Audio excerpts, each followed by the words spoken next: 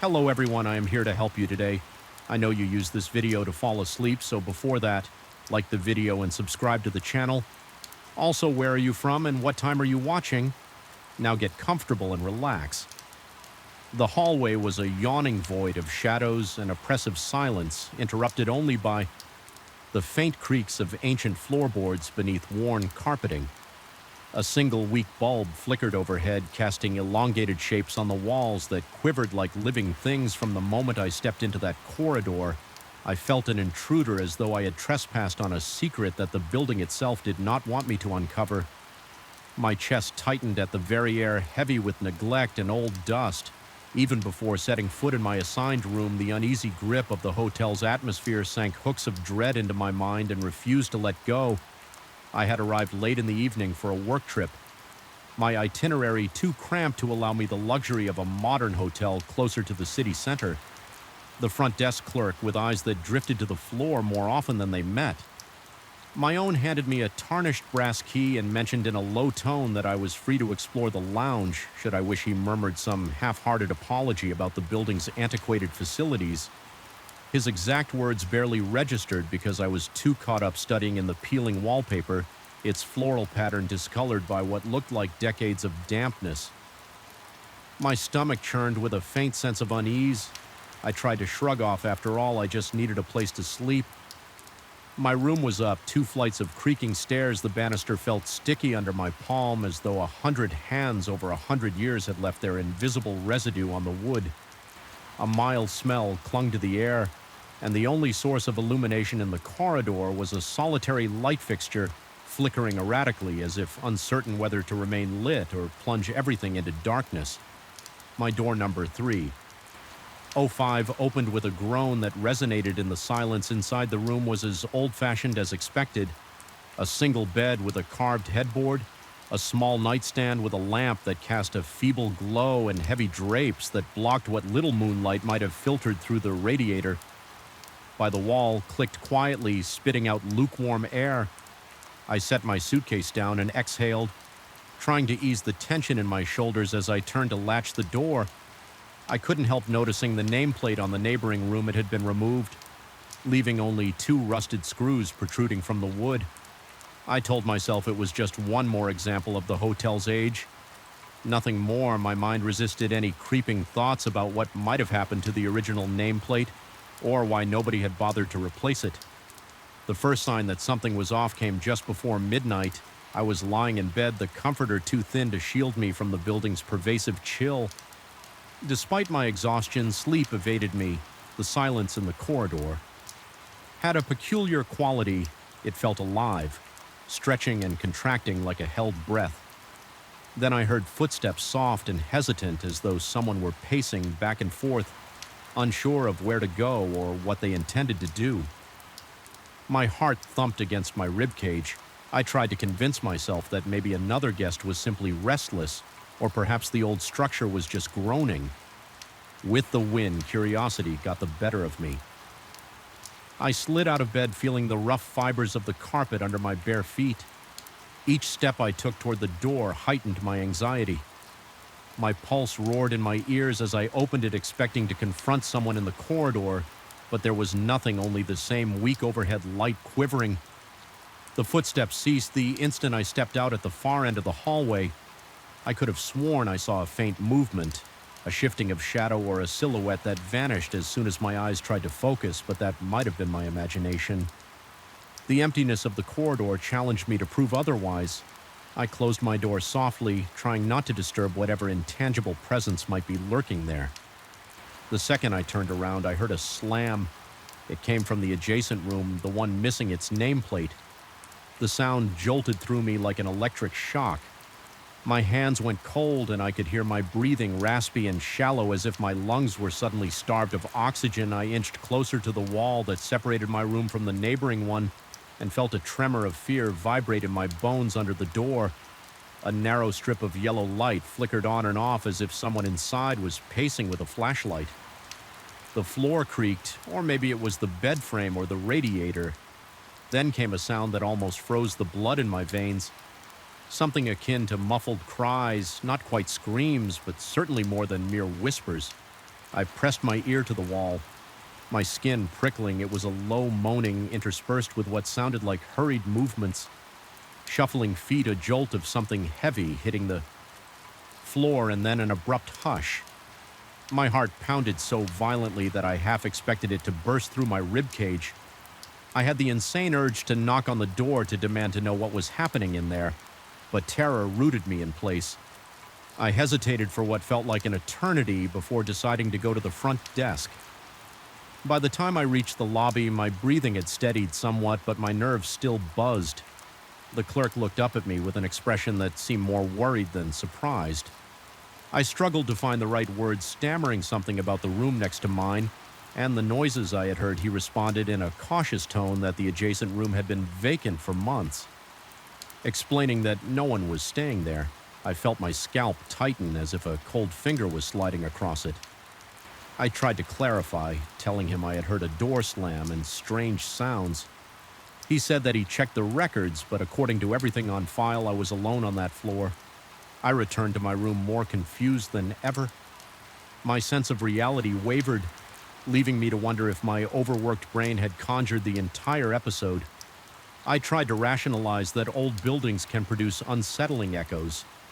Pipes can clang and the mind can interpret those noises in sinister ways when one is tired, yet none of those rationalizations fully explain the flickering light or the distinct sound of a door slamming. Night stretched on relentlessly and I drifted in and out of restless sleep. At times I was convinced I heard someone knocking. Softly on the walls, my body broke out in a clammy sweat, and my eyes snapped open in the darkness, scouring the room for any movement. Each time I checked the corridor, the flickering overhead light seemed a little dimmer, and the far end of the hallway appeared more shrouded in shadow. At one point, I thought I saw the handle of the neighboring door jiggle, but I couldn't be certain if it was just a trick of the light. Fear settled in my gut, like lead tangling with my intestines the next morning. Daylight brought a fragile sense of safety, though the gloom of the corridor never really relented. I ate a quick breakfast in the hotel lounge. The place was virtually empty, and the same clerk from the previous night was absent. Instead, another staff member, older and seemingly more at ease, offered me a brief nod. I considered mentioning what I had heard, but I felt self-conscious. Perhaps it was better not to speak about it at all. My day was supposed to be filled with meetings, so I pushed the memory aside, hoping that a busy schedule would banish the hotel's lingering negativity from my mind at work. However, I found it impossible to concentrate my mind. Replayed those night sounds repeatedly. My coworkers must have noticed my distracted state, but I pretended to focus on the tasks at hand during a break. I found myself studying my reflection in the bathroom mirror. I looked pale and drawn with dark circles under my eyes that made me look older. A wave of restlessness prickled beneath my skin as if I could not escape the uneasy presence of that corridor, not even in broad daylight miles away from the hotel. By the time I returned in the late afternoon, the sun was already dipping toward the horizon, and the building's old windows reflected a Suan orange light that gave the structure a haunted quality. That evening, I tried to make sense of the situation by exploring the hallway more thoroughly. I paced from one end to the other, observing how the floor sagged in places and how the wallpaper buckled and curled at the corners. A few doors down, I noticed a small alcove with a dusty mirror and a table that looked centuries old as my gaze passed over the reflective surface. I swore I glimpsed a shape behind me, tall and indistinct, but when I spun around, there was only emptiness. The pounding in my chest felt almost unbearable at that point, and goosebumps crawled along my arms. The unsettling feeling of being watched was suffocating. I rushed back to my room with my pulse hammering in my temples. Later, as I lay there in the oppressive silence, I braced myself for another round of unexplained sounds. Sure enough, at around midnight, the footsteps began again.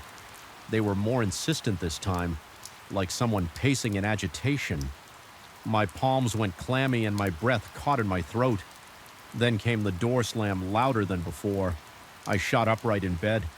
Heart lurching, a quick glance at my phone told me it was just past midnight. My mouth had gone dry and every hair on my body stood on end.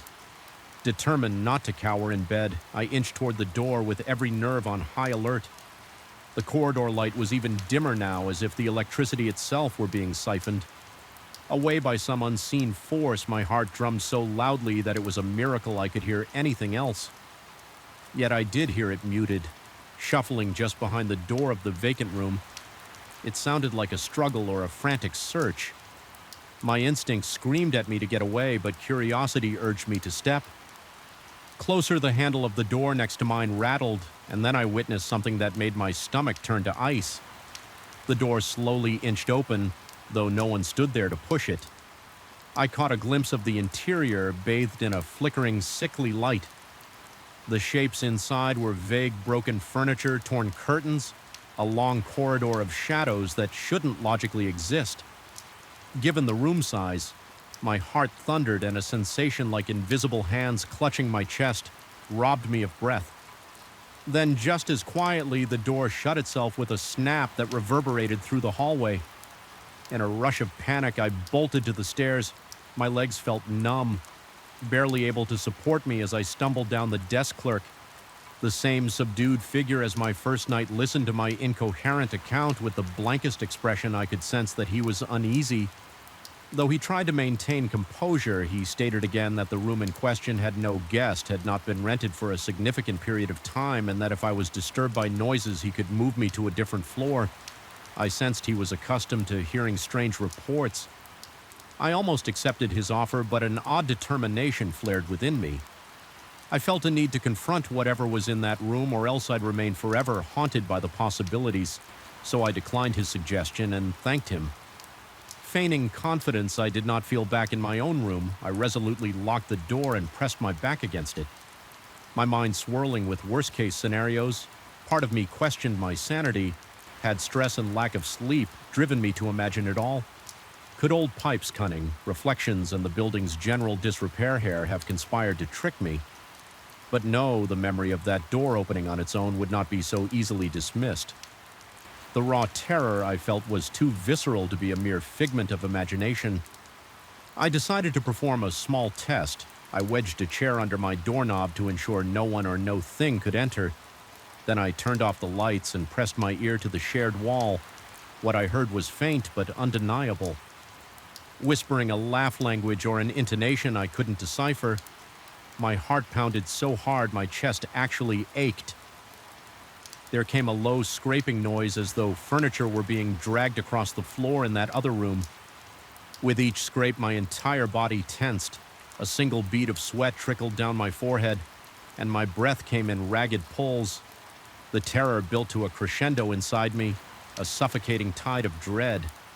I felt as though the corridor walls were closing in, as if the entire hotel was breathing around me, filling its corridors with a malevolent presence. My nails dug into my palms, leaving crescents of pain that grounded me just enough to form a plan I would leave at first light. If the thing next door was determined to remain hidden, it could keep its domain, and I would not be the one to unravel whatever secrets haunted that space. But the night stretched on, refusing to end swiftly at some point. I must have dozed off because I woke to find myself lying on the floor with my back to the wall. A watery gray light filtered through the heavy drapes, suggesting dawn was on the horizon. My limbs were stiff and my neck ached, yet a curious sense of calm washed over me as I realized I had survived another round of those unsettling events without even changing out of my wrinkled clothes. I packed my suitcase, fumbling with the zipper because my fingers shook so badly my mind was set. I needed to escape the suffocating gloom of that hotel before it consumed my sanity. Entirely descending the stairs, I felt a heaviness behind me as though eyes were tracing my every step. But I resisted the urge to look back. Upon reaching the lobby, I found the desk empty except for a handwritten note propped up against a tarnished bell. It merely read that I could leave my key on the counter. Every fiber of my being wanted to run out the front door and never look back yet. A sliver of morbid curiosity made me glance once over my shoulder. There at the top of the stairs, I thought I glimpsed a faint shape, human-like, tall and distinct, and observing me with a stillness that spoke of unspeakable secrets. My chest tightened as a wave of apprehension rolled over me. I forced my gaze away and stepped through the exit. A cold early morning breeze hit my face, reviving my senses with its sharp bite, driving away.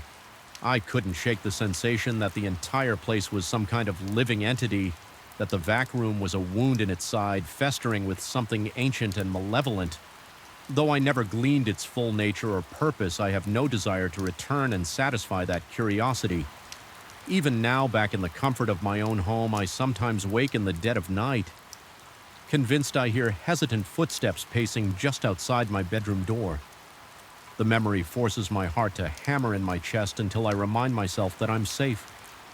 Far from that place still, the impression lingers that whatever called to me from behind the vacant rooms, Doctor wasn't finished, and it may only be a matter of time before it finds a way to stretch its influence. Beyond those crumbling walls, it's a disquieting thought that has burrowed into my subconscious, ensuring that some night's sleep comes only after a final desperate reassurance that my doors are locked, my windows secured, and that the darkness beyond them is just emptiness, not a silent corridor of an ancient hotel waiting to reveal horrors best left unseen. I felt it the moment I stepped out of the elevator, an oppressive, almost tangible sense of isolation pressing in from every corner of the hallway. The overhead fluorescent lights buzzed faintly, casting a weak white glow over the silent corridor. It was already after 10 at night, and I had stayed behind to finish a crucial report my boss needed for the next morning. I'd worked late before, but something about the stillness of that particular evening felt ominous. From the start, I headed straight to my office, trying to ignore how each of my steps reverberated unnaturally along the walls. Usually the hum of people talking on phones or walking to the break room offered some comfort, even late in the day, but that night nearly everyone had gone home by 8, and I was the only person left on the entire floor. At least Lee, that's what I kept telling myself inside my office. I flipped on the overhead light and tossed my jacket on the back of the chair. The stale air felt heavier than usual, almost as though the ventilation system had shut down my shirt, clung to my skin, and a thin film of sweat already formed at my hairline. With a sigh, I dropped into the seat in front of my computer, determined to push aside the uneasy feeling and get my work done. Minutes stretched on in silence, broken only by the soft clicking of my keyboard and the ticking of a wall clock that sounded unnaturally loud in the void. I tried to focus on the spreadsheet, but my thoughts wandered. Every so often, I found myself glancing at the open door, convinced I'd heard a rustle or a creak in the hallway. Each time I saw nothing but a strip of fluorescent light falling across the vacant corridor. My heart pounded a little harder every time I looked. It was as if my body was bracing for a sudden appearance, someone or something stepping into view. But each time I checked, I was alone. After about an hour of this strained concentration, I decided a cup of coffee might help settle my nerves. I told myself that caffeine would ground me, keep my mind alert, and maybe chase away the growing anxiety constricting my chest. I stood up, trying not to focus on how the silence made even the rustle of my pant legs seem unnaturally loud. My pulse felt heavier than usual, and I realized I was short of breath, as though I'd been running. Reaching the hallway, I was struck by a weird echo of my footsteps. The corridor stretched out with pale fluorescent lights reflecting off the highly polished floor, giving everything a sickly sheen. As I approached the large glass window near the break room, I caught my own distorted reflection. But then I noticed a second figure, some shape behind me, standing still as if it were staring straight into my back. Alarm shot through me in an instant, sending cold shockwaves to my fingertips. My breath caught in my throat, and my heartbeat hammered violently in my ears. I whirled around, nearly stumbling, but the space behind me was empty. Just the same stretch of hallway I'd walked down for a moment. I remained rooted to the spot chest, rising and falling in quick, shallow gasps. The corridor was unoccupied. The overhead lights illuminated plain walls without any shadows that might explain what I had seen. My scalp prickled, and the sweat at my temples felt cold, as if the building's air conditioning had suddenly blasted on, but I heard no roar from the vents, telling myself that maybe my eyes had played a trick in the reflection. I forced my legs to move toward the break room. The sensation that something or someone was observing me didn't fade. My every step felt like a performance for an audience hidden just out of sight. The coffee machine was the only source of noise when I arrived. The mechanical hiss and gurgle as it brewed a fresh cup. I focused on that sound, trying to pretend I was just another late-night worker in an ordinary office scenario, but the hairs on the back of my neck refused to lie flat. My mouth felt parched tongue sticking to the roof, so I gulped water from the faucet while the coffee finished. When the machine beeped, I took the hot cup and made my way back to my office. I tried to calm myself by mentally recapping deadlines and tasks for the rest of the week. It didn't help. Every so often a sudden hush descended, an emptiness that settled over the place like a shroud. A single repeated thought kept coming to mind. I was not alone, no matter how much I told myself otherwise. Back at my desk, I resumed my work. My fingers trembled slightly as I typed, and my concentration was broken by the slightest shift in lighting. Several times I stared at the door. The longer I sat there, the more convinced I became that something lurked in the hallway waiting for me to move. I tried to dismiss it as nerves and overactive imagination fueled by too many horror movies and too little sleep, but deep down there was a primal sense of dread I couldn't shake. Eventually, I decided that maybe some music might keep my mind from wandering. I put on my headphones, found a familiar instrumental playlist, and turned the volume low enough so that I could still pick up on any external noise. The gentle melody did help. At first, I lost myself in the monotony of data entry. My heart rate slowed and the tightness in my chest began to ease. Then the lights in my office flickered, just a momentary blink like a tired eyelid. But it was enough to make me rip off the headphones. My gaze jumped to the fluorescent tubes overhead, watching as they settled back into a steady hum. I remained frozen for a good 30 seconds, listening. The building responded with a kind of low mechanical groan, a sound that drifted through the ventilation ducts like a distant moan. I realized I was gripping the edge of my desk with white, knuckled intensity, letting out a shaky breath. I tried to laugh off the flicker as a normal electrical glitch, but as if on cue, the lights pulsed again, sending a brief strobe effect through the room. In those fractions of a second, I thought I saw movement in the corridor, a silhouette passing by the door. My heart thud in my chest, and my entire body tensed without conscious thought. I got up and crept toward the doorway. My breath was shallow and quick, each inhale feeling like a gulp of stale air. I peered out into the corridor, half expecting to see a shape lurking by the wall.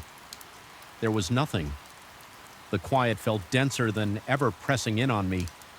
Filling my ears with an uncomfortable ring, I returned to my desk, forcing myself to keep working. My mind churned with possible explanations. Maybe it was the security guard from downstairs doing a round. But the security guard usually announced himself with a friendly knock or at least the jingle of keys. Then I wondered if a colleague had stayed late without telling me, though that seemed unlikely. Time crawled by and my report was nearly finished, the combination of tension and the chill from the air conditioning, if it was even on, left me shivering intermittently. The coffee, now lukewarm, hadn't done much good. My palms were sweaty, leaving faint smudges on my mouse. I felt sure I heard muffled steps outside the office, but every time I stopped typing to listen, the noise vanished. Eventually, I decided to do a final walk around the floor, half hoping I'd find someone else half terrified that I would. I left my office light on and ventured down the corridor. The echo of my shoes reverberated against stark white walls. I glanced at the reflective glass as I passed, unable to resist checking it for that figure again. I saw only my reflection, pale dark-circled eyes, a tired expression. I exhaled in relief. Then I noticed something else behind me in the reflection. One of the doors down the hall looked slightly ajar when I turned to face it. Though the door was completely closed, a chill crawled up my spine, the kind of sensation that makes every hair on your body stand on end. I swallowed hard, my throat suddenly dry. I walked over to that door just to confirm it was locked, or at least shut. Indeed, it was sealed tight. The placard on it indicated an unused storage room, one I'd never really bothered to explore. I put a hand on the knob. It felt cool, almost unnaturally so. Against my warm, clammy palm, I tried to turn it, expecting to find it locked, but it gave way with a loud click. Darkness greeted me on the other side. My chest constricted as a surge of adrenaline coursed through me. I fumbled for a light switch, eventually flipping on a single bulb that buzzed to life, illuminating rows of metal shelves packed with old office supplies. The air inside was stagnant, smelling faintly of dust and cardboard. At a glance, it appeared deserted, just a neglected storeroom. Yet I couldn't shake the feeling that moments before I had caught a glimpse of something else standing in that doorway. My heart pounded so hard I thought I might throw up. I stepped into the room, telling myself I needed to confirm nothing was there. The single light cast harsh shadows against the shelving. My eyes darted from one angle to the next. The hum of the bulb was loud, a continuous droning that set my teeth on edge. I felt a sudden wave of nausea, as though the entire space were pressing in on me. The corners of my vision seemed to shimmer. My mind raced with the question, was I losing it? After a few moments of tense silence, I backed out of the room, flicked the light off, and shut the door. I made sure it locked this time, tugging the handle to confirm it was secure. My hand trembled with each pull, feeling an odd sense of dread. I forced myself away and headed back to my office, determined to gather my things and leave. I couldn't justify staying there any longer, not with my nerves fraying at the edges. As I made my way down the corridor again, I heard a sudden scrape on the floor, a faint dragging sound that made my blood run cold. I stopped in my tracks. The sound ceased. My body was in flight or fight mode. My lungs burned with each breath, and my heart pounded so hard it felt like it might punch a hole through my chest. I pushed forward, every sense on high alert. The overhead lights continued their intermittent flickers, so each step felt like walking through snapshots of reality. At times, the corridor seemed to stretch as if the building itself were warping. I fought the urge to break into a run, knowing that if I started running, I might not be able to stop. I just wanted to reach my office, grab my briefcase, and get out when I got there. Something was off. The door was ajar, even though I remembered leaving it open wide. My stomach knotted as I peered inside. The overhead fluorescent lights were off, and the only illumination came from the computer monitor. The screen displayed my unfinished spreadsheet, but the rows and columns were glitching, flashing random numbers. My chair sat at an angle as if it had been spun around. I stood at the doorway, paralyzed by indecision. Then I heard a faint whisper, like a distant breeze passing through a crack.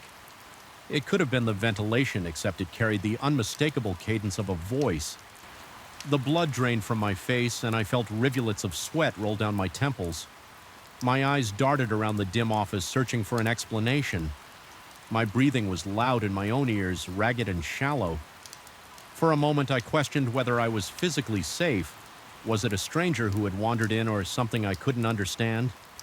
A primal instinct roared in my mind, telling me to get away from that office. But my bag and keys were inside, and I refused to leave them behind. Summoning courage from the pit of my stomach, I stepped into the darkness, heart drumming like a warning.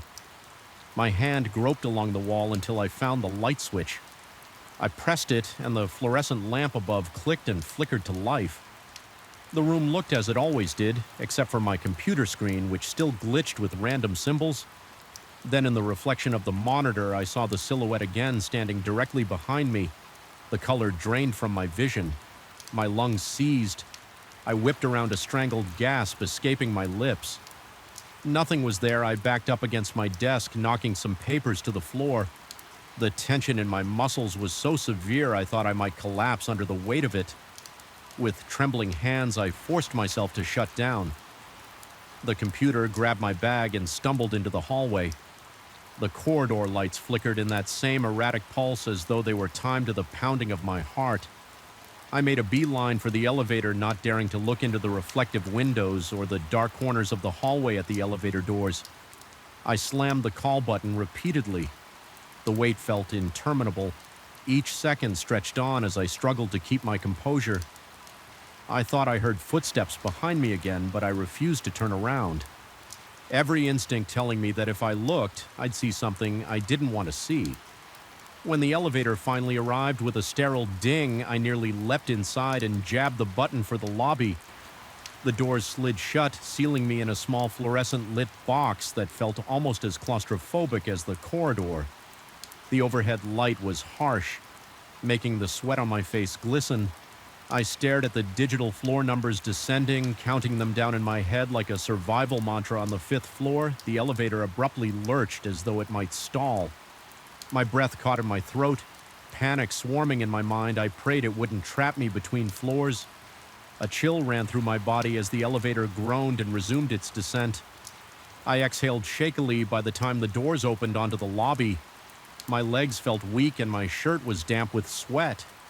The security desk at the ENT entrance was empty, though usually someone was there. 24/7, my boss had earlier sent a text about the guard stepping away for a short break, so I rationalized it was normal yet. The emptiness echoed with menace. I crossed the lobby as quickly as I could without breaking into a sprint. The automatic doors slid open to a mercifully quiet street, bathed in the low glow of street lamps.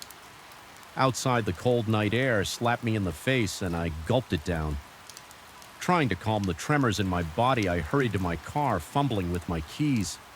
My hands shook uncontrollably, and each breath burned my throat. Once inside, I locked the doors immediately. My shoulders sagged in relief. But my pulse refused to slow. I stared at the looming shape of the office building in the rearview mirror. It stood tall and dark, with only a few lights on each floor, indicating some lingering electrical presence. For a split second, I thought I saw a silhouette in one of the windows, perhaps on my floor, watching me with unwavering intensity. A sick dread churned in my stomach, and I tore my gaze away.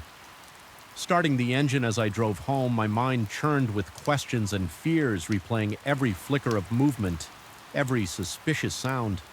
Was it all just exhaustion and an overactive imagination? Or did I truly see something my rational mind fought to categorize it as a product of stress?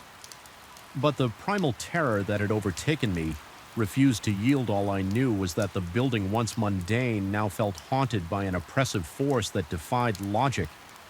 Arriving at my apartment, I parked, got out, and forced myself not to look over my shoulder, fighting the creeping paranoia that something had followed me. My skin prickled with the lingering sensation of being watched inside. I double-checked the locks on every door and turned on every light. A cold sweat dripped down the back of my neck as I tried to steady my ragged breathing. I could still feel the adrenaline pulsing through my veins, my muscles twitching with residual panic.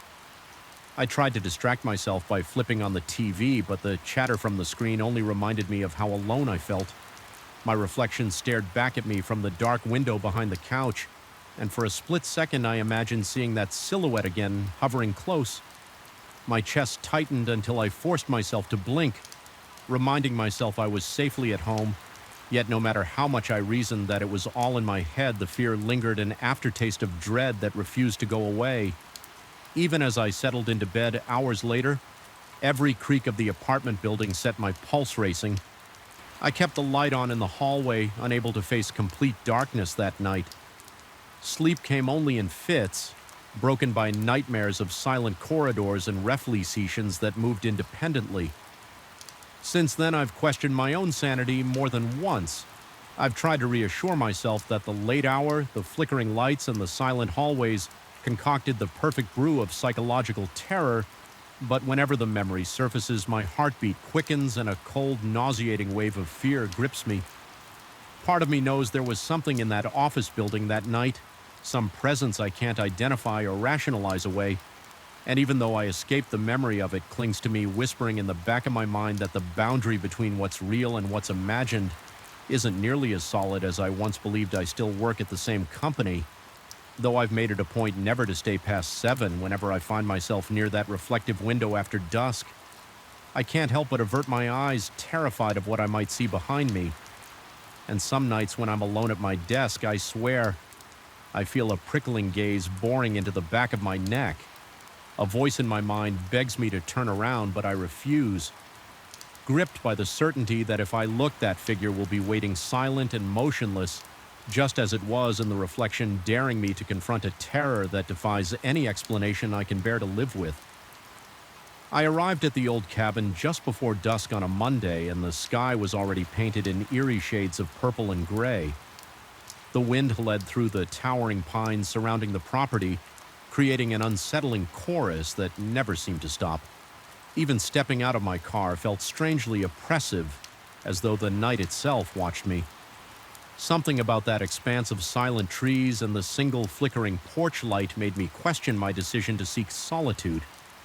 In such a remote place, I remember pausing for a moment, heart-thudding, wondering if a quiet mountain retreat might prove too quiet for my own good.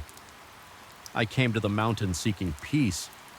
Work had been suffocating and I craved an escape. I planned to spend 2 weeks in complete seclusion with no distractions other than a notebook, my laptop, and a few books for inspiration in my mind. This rustic cabin would be the perfect place to refocus and let creativity flow. The owner had told me in a rushed phone call that the property was old but structurally sound, and that the surrounding land stretched for acres. I recall him sounding almost relieved that I wanted to stay there, as if the place had been vacant for too long. He recommended I arrive before nightfall because the narrow dirt roads became treacherous in the dark, but I almost wanted that sense of danger. I'd lost my creative spark months ago, and I hoped that a brush with the unknown might reignite it. The interior of the cabin was modest: bare wooden floors, faded wallpaper, a single bedroom, a small kitchen, and a living area with a stone fireplace. The furniture looked worn, each piece sagging from age or neglect. Despite the musty smell, I could appreciate the old-world charm. I found a small desk in the corner of the living area, perfectly placed near a window that overlooked a stretch of pine trees. It felt right a quiet place to set up my things and let ideas spill onto the pH. If only the atmosphere had remained tranquil on the first night. Everything seemed normal, at least by the standards of an old wooden house in the woods. The floorboards creaked whenever I shifted my weight. A draft slipped through hidden cracks, causing the curtains to flutter. Just enough to catch my attention, I lit a small fire in the fireplace to fight the mountain chill, and its light danced across the walls in a comforting, hypnotic pattern. There was no hum of traffic outside, no lights from neighbors' windows, just the rustling of leaves and branches in the wind. The second day was calm. I walked around the property, marveling at the tall pines that formed a fortress around the cabin. I spotted a small clearing about 100 yards from the porch where the ground sloped into a bed of rocks and moss. Some of the pine trees stood so close together, their branches tangled overhead, effectively blocking out the sunlight. It gave me a sensation akin to stepping into another world, one where daylight light never fully penetrated. Although I felt a slight chill, I convinced myself it was just the cold mountain air. During the afternoon, I wrote a few pages in my notebook, feeling proud of my productivity. The cabin, for a brief moment, seemed like an ideal writer's haven, but that sense of peace vanished. On the third night, I had fallen asleep on the couch, lulled by the crackle of the dwindling fire. The clock on the mantel showed 3:14 a.m. when I abruptly snapped awake. My pulse hammered in my ears, though I couldn't remember dreaming. For a moment, I couldn't place what had disturbed me then. In the silence, I heard a faint murmur, barely audible, coming from outside. It sounded like someone whispering, but the words were unintelligible. My breath caught in my throat, with every beat of my heart. The whisper seemed to inch closer, as if it was right by the window. My skin prickled with sweat, and my fingers trembled when I groped for the flashlight on the coffee table. I forced myself to the window, not daring to turn on any lights inside for fear of making myself visible. When I slowly angled the flashlight toward the porch, the beam revealed only the wooden boards, a battered rocking chair, and shadows dancing in the corner. The murmur stopped. The only sound was the wind cutting through the pines. After several minutes, I convinced myself it had been a trick of my restless mind. Yet my hands didn't stop shaking for a long time, and it took over an hour before I could lie down again. My ears attuned to every creak in the house the next day, I told myself there had to be a logical explanation. Perhaps whine through the branches, or some small animal brushing against the windowsill, determined to stay rational. I spent the morning pacing the perimeter of the cabin, scanning the ground for any clues. Nothing looked disturbed. The porch was dusty, but I saw no foot there. My heart did a small leap of relief. If someone had actually approached the house, they must have left traces, concluding that it was my own anxiety. I returned to my writing, though the words came slower. Now my focus was shot, overshadowed by the memory of that disembodied murmur in the night. But by the fourth night, the whispering returned. I was in bed this time, jolted awake around the same hour by the same low, urgent sound. It was distinct enough to raise the hairs on the back of my neck. My heartbeat crashed into my chest as I realized it seemed closer than the night before, perhaps coming from the alpendre near the front door. Grabbing my flashlight and the small can of it I kept in my bag, I crept out of the bedroom. A cold sweat trickled down the sides of my face. The boards under my feet groaned, and each sound felt amplified by the silent tension enveloping the cabin. Reaching the front door, I paused, hardly believing I was even considering opening it, but paranoia overcame caution and I flung it open.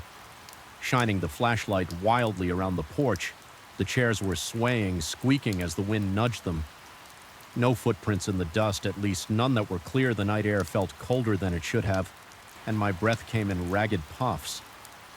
Even with the light, the darkness beyond the porch seemed impenetrable, as though something waited just out of sight. The whispering was gone, replaced by the usual wind.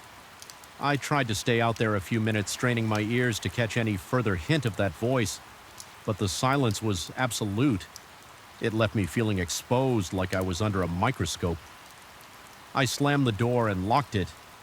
Though that brought little comfort, sleep was impossible after such an encounter. So I sat at the kitchen table, feeling the tightness in my chest refuse to let go. Morning light did little to lift my spirits.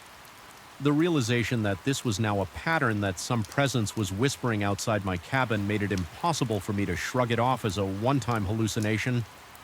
I scrutinized every inch of the yard with a kind of desperate vigilance. It was then I found footprints in a soft patch of earth near the pines. They were not well-defined more. Like partial impressions possibly made by bare feet, but I couldn't be certain. They LED around the corner of the cabin, then vanished into the brush. My stomach flipped at the sight. I told myself they could be old prints, maybe left by hunters or hikers who had once passed through. Yet the dread in my veins told me otherwise. For the remainder of that day, I couldn't concentrate. Every rustle of leaves, every scrape of branches against the roof, every subtle thump inside the walls became magnified in my mind. My chest felt tight. My breathing came shallow and quick. I paced back and forth, gripping my canave as though bracing for an intruder.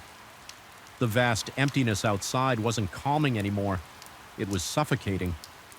I felt as though unseen eyes lurked behind every tree trunk. The mounting anxiety distorted my sense of time, too. Afternoon stretched into evening, and I found myself drinking cup after cup of coffee, trying to stay vigilant and sharp my senses. By the fifth night, my mental state was so frayed that even the faintest noise made me jump. I stayed by the window, hand trembling against the flashlight, waiting for the slightest sign of movement. The sawing wind among the pines turned into an unholy chant in my ears. I kept imagining shapes slithering through the shadows. My heart thudded so violently it felt like it might bruise my ribs at around 3 a.m. I had taken to checking the clock obsessively. The whispers began. This time they seemed to come from multiple directions, moving around the cabin walls with an unnatural fluidity. I felt dizzy with terror. My fingers went numb around the flashlight as I pressed my ear to the window, trying to make sense of the words. They had no clear meaning. Just a collection of half-formed syllables that sounded both frantic and oddly melodic. There was a moment no longer than a few seconds when I froze and was convinced something peered at me through the window. My eyes latched onto a faint shape I could just barely make out beyond the glass. My breath caught in my throat. The silhouette was gone, almost as soon as I registered it slipping out of sight with a quiet that felt deeply wrong. My skin felt clammy and a wave of nausea rolled through my stomach. I stumbled back, nearly dropping the flashlight, frantically shining it outside, but all I saw were swaying branches. I barely slept after that. I sat in an armchair, Kane resting on the cushion next to my thigh. Every muscle in my body tensed for a threat I couldn't fully identify. If the sun hadn't risen, I might have lost my grip on reality altogether when dawn finally broke. I felt a surge of relief so profound I almost cried. The idea of spending another night in that cabin with something stalking around the perimeter, whispering incomprehensible words, became unthinkable. That morning I made the decision to leave early. The original plan was to stay 2 full weeks, but my nerves were too shaken. I couldn't focus on work, and any creative spark I might have gained was drowned out by raw terror. Packing my belongings was a hurried affair. I stuffed clothes and notebooks into my suitcase without care. My heart thrummed steadily, adrenaline surging with the sense of an impending deadline. I kept glancing over my shoulder, sure that if I looked away too long, I would see a face pressed against the window or a silhouette flitting across the porch. As I loaded the car, I cast one final look at the property. The pines swayed ominously, their tops scraping the sky like claws. The cabin stood quiet and unassuming, bathed in daylight, looking nothing like the menacing place it had been at night. My heart pounded with a mix of relief and dread. In some twisted way, I had the fleeting impression that the cabin knew I was leaving, that whatever resided there was sorry to see me go. The mere thought sent a shiver down my spine. My hands were cold as ice and beads of sweat dotted my forehead. Despite the crisp morning air driving away, I tried to rationalize the events. Could it have been the wind combined with an overactive imagination? Was my mind playing tricks on me due to isolation and lack of sleep? A part of me desperately wanted to believe that. But the memory of those footprints, that silhouette, and those maddening whispers clung to me. The sensation that I was being watched didn't abate until I was miles down the winding road, passing a sign that marked the edge of the property. Even then, I half expected to glimpse movement in my rearview mirror, the owner later asked. In an email if everything had been okay, stating that I had left earlier than expected, I responded in the vaguest terms, mentioning only that I had personal matters to attend to, but thanked him for the cabin rental. I couldn't bring myself to describe what I had heard or felt. Part of me knew he wouldn't understand. Or worse, maybe he would understand all too well, and I didn't want confirmation of something I was struggling to label as a product of my own fear. Weeks have passed since I returned to my apartment. My nights even now are filled with anxious tossing and turning. Occasionally I jerk awake in the early hours of the morning, heart pounding in my ears, convinced that the same hushed murmurs float just beyond my window. My mind races back to that cabin, to the hush of the pines, to the footprints in the soil.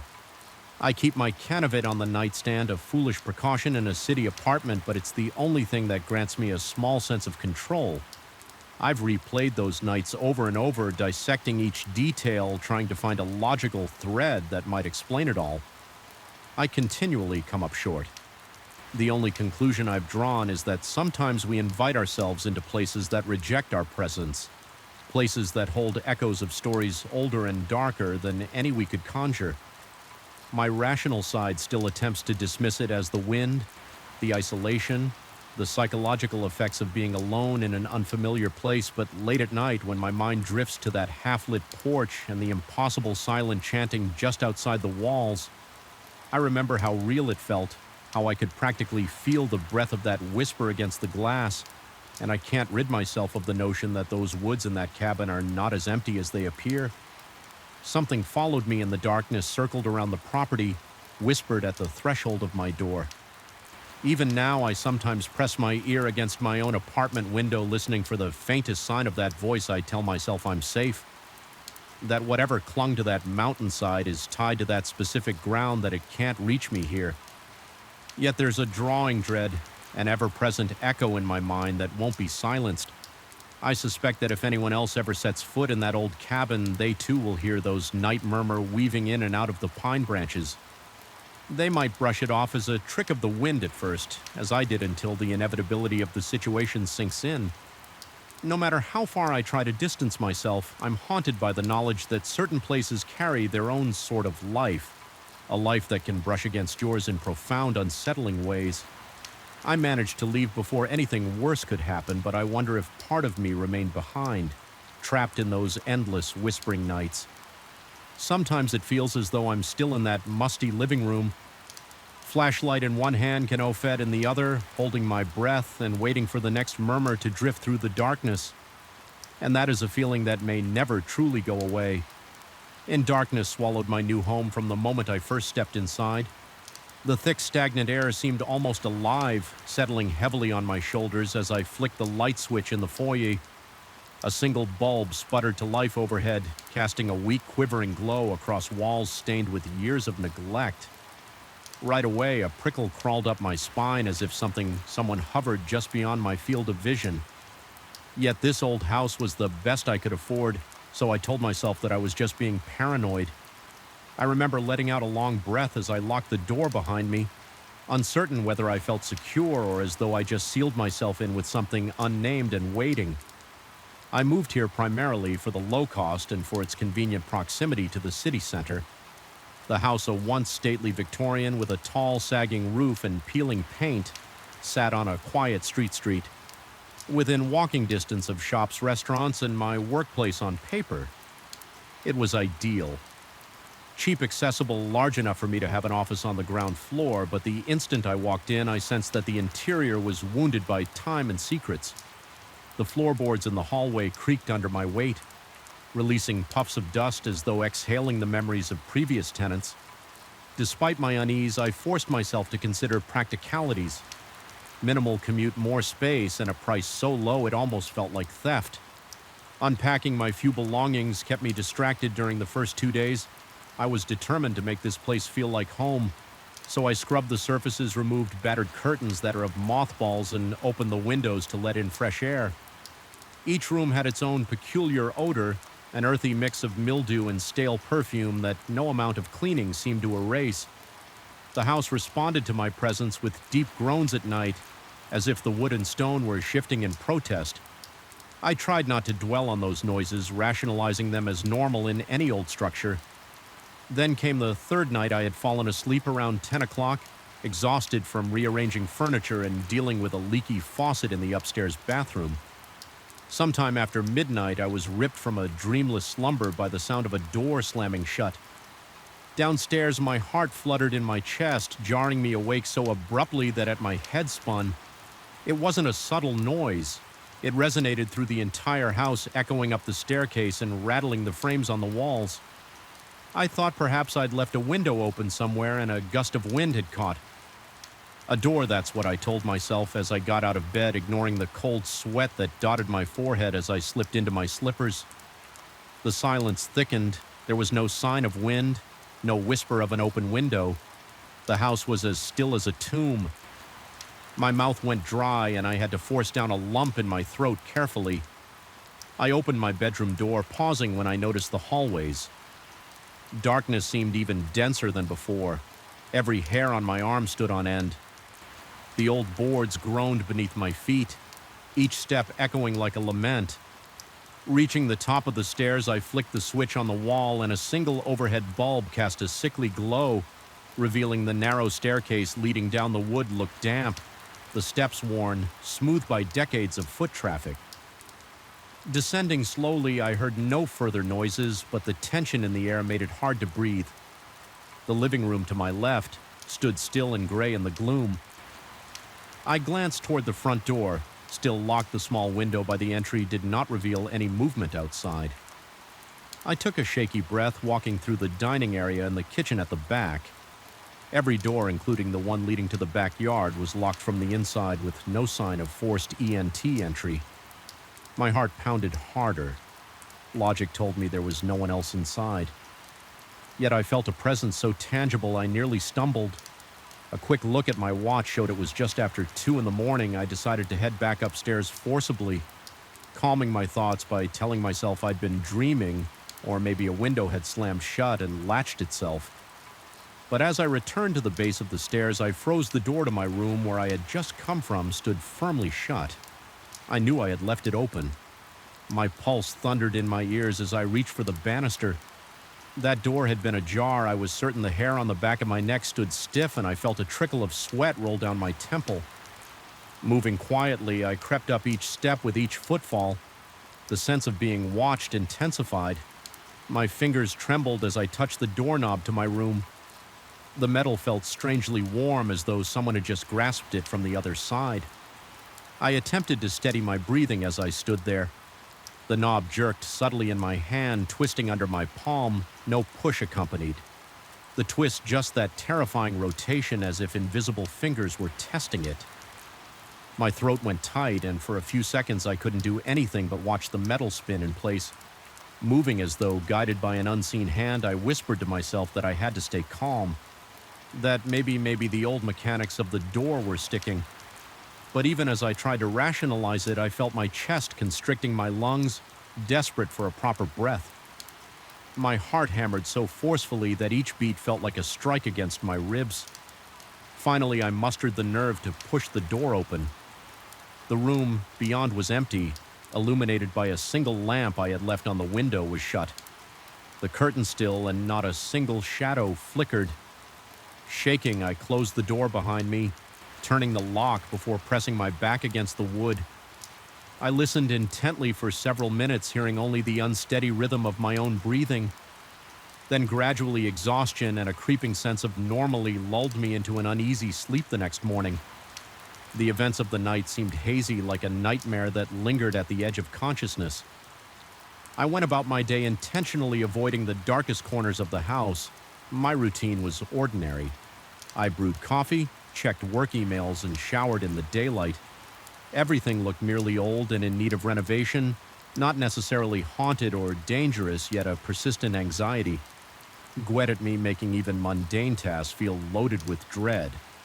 I told a coworker over the phone that I was adapting to the house's quirks. I said it with a laugh that sounded forced, hoping the conversation would convince me to believe my own words. That evening, I tried to find some records about the house's history at the local library. My research turned up vague hints of prior owners selling it, quickly never staying more than a few months. One source implied the building had been used as a boarding house decades ago, but no official documentation confirmed that. A neighbor I encountered on my way home mentioned in hushed tones that the house had a reputation for giving people the creeps. She quickly changed the subject, though, and diverted the conversation to more neutral territory. I sensed she didn't want to talk about it further as darkness fell again. My nerves started tingling with anticipation. I left all the downstairs lights on, determined not to let my imagination run wild in the shadows. I checked every door and window, testing the locks multiple times. Despite these efforts, an unease settled in my stomach like a knot. My mind wandered, replaying the twisting doorknob over and over, amplifying the memory until it felt like a threat I couldn't escape when I finally went to bed. Exhaustion fought with apprehension, but eventually sleep seized me. The night was silent at first, so silent that my ears strained against the absence of noise. Then a soft thumping began like a muffled knock. It was so faint that at first I believed it was my pulse pounding in my ears, but as it grew louder, I realized it was coming from behind the walls, moving at irregular intervals, sometimes near my headboard, sometimes seeming to shuffle toward the ceiling. My body tensed, and I felt the hairs on my arms prickle again. My breath stuttered in shallow gasps. I wanted to jump out of bed, but I couldn't summon the courage to fling my door open and chase the sound in the dark. Instead, I lay there skin clammy, waiting for morning. Eventually, exhaustion overtook me, and I drifted into a restless nightmare, fueled sleep over the next several nights. The strange incidents compounded. The faint thumping evolved into scratching sounds emanating from behind the walls. A rancid odor began to waft through the kitchen whenever I flicked on the light, only to vanish moments later. A cold spot developed in the upstairs hallway directly in front of the door to a small linen closet. Each time I passed it, my breath turned to fog in the air, and my body was racked by violent shivering. I considered whether there could be mold, a draft, or a hidden vent, but nothing logical accounted for the intensity or suddenness of that chill one evening as I approached the closet to investigate. My flashlight flickered erratically, casting wild shadows across the walls. A buzzing sensation coursed through my arm, making me drop the flashlight before I could pick it up. The closet door rattled violently. My knees nearly buckled with fear, and my heart pounded so hard that black spots danced in my vision. I retreated to my bedroom, slamming the door. My hands trembled so badly I had trouble locking it. I could feel a tingling under my skin as though adrenaline surged through every cell. Making me lightheaded in that moment, I recognized that it wasn't just the house's age. Causing these events, there was a presence, a powerful, malevolent force that wanted me to feel its anger or its anguish, or both. I started questioning my own sanity, wondering if stress was leading me to hallucinations. My job had been intense lately, and money was always tight, so maybe my nerves were frayed, yet as much as I tried to dismiss the events, the physical sensations were too real. The doorknob turning in my hand, the freezing cold spot, the nauseating stink that came and went with no trace. Each of those experiences left me drained on edge, convinced that something beyond the realm of explanation was targeting me. One particularly harrowing night, I woke around 3 in the morning to the sounds of frantic movement downstairs. It resembled heavy footsteps pacing through the living room, accompanied by muffled bangs as if furniture was being shoved or toppled. Despite how terrifying that might have been for anyone else, a strange cold determination settled over me. I decided that I couldn't keep cowering in my room. I picked up a metal flashlight, my only real weapon, and forced myself to descend the stairs. My heart thundered, my breathing quick and shallow. My palms left sweat stains on the flashlight's grip. When I reached the living room, I found it in perfect order. No chairs overturned, no furniture moved, not a single rug out of place. The only sign of disturbance was the thick coat of dust dancing in the beam of my flashlight, as though the air had been violently stirred just moments before then. From the corner of my vision, I saw a shape flicker by the window, a human-like silhouette that vanished the instant I whirled around to confront it for one heart-stopping second. I thought I felt something brush against my shoulder. A breath of cold air slid across my neck, and I let out a shuddering gasp. My stomach twisted with revulsion, and I nearly stumbled backward, my legs weak from fear. I spent the following day in a stupor, eyes blurry from lack of sleep, nerves so frazzled that even the hum of the refrigerator made me jump. I remember telling a friend on the phone in as casual a tone as I could manage that maybe it was time for me to contact someone with expertise in these matters. My friend suggested over the phone in a vague, uncertain way that I might want to have the house inspected for structural issues, or to see if there was some scientific explanation, though. He didn't say the words out loud. I sensed he suspected something else might be going on. Perhaps something best handled by a medium or a spiritual healer after hanging up. I felt a surge of desperation. I could not continue living like this. Before I could act on that desperation, the house made a move of its own. Late that afternoon, an oppressive feeling of dread overwhelmed me as I walked into the upstairs hallway. The cold spot was back stronger than ever, and I was hit with the unmistakable sense of being watched. It felt as though eyes were boring into my back. Following my every move, I spun around. Seeing no one but the linen closet door creeped open on its own, revealing shadowy darkness within. A foul stench billowed out, making my stomach churn. My flashlight flickered again, the beam dancing on shelves lined with old towels. Something behind those towels drew my focus, a section of plaster that looked uneven, almost wet. My pulse quickened as I reached out. Pushing the towels aside, the plaster practically crumbled at my touch. Closing a narrow gap in the wall, it was pitch black, but the smell was stronger here.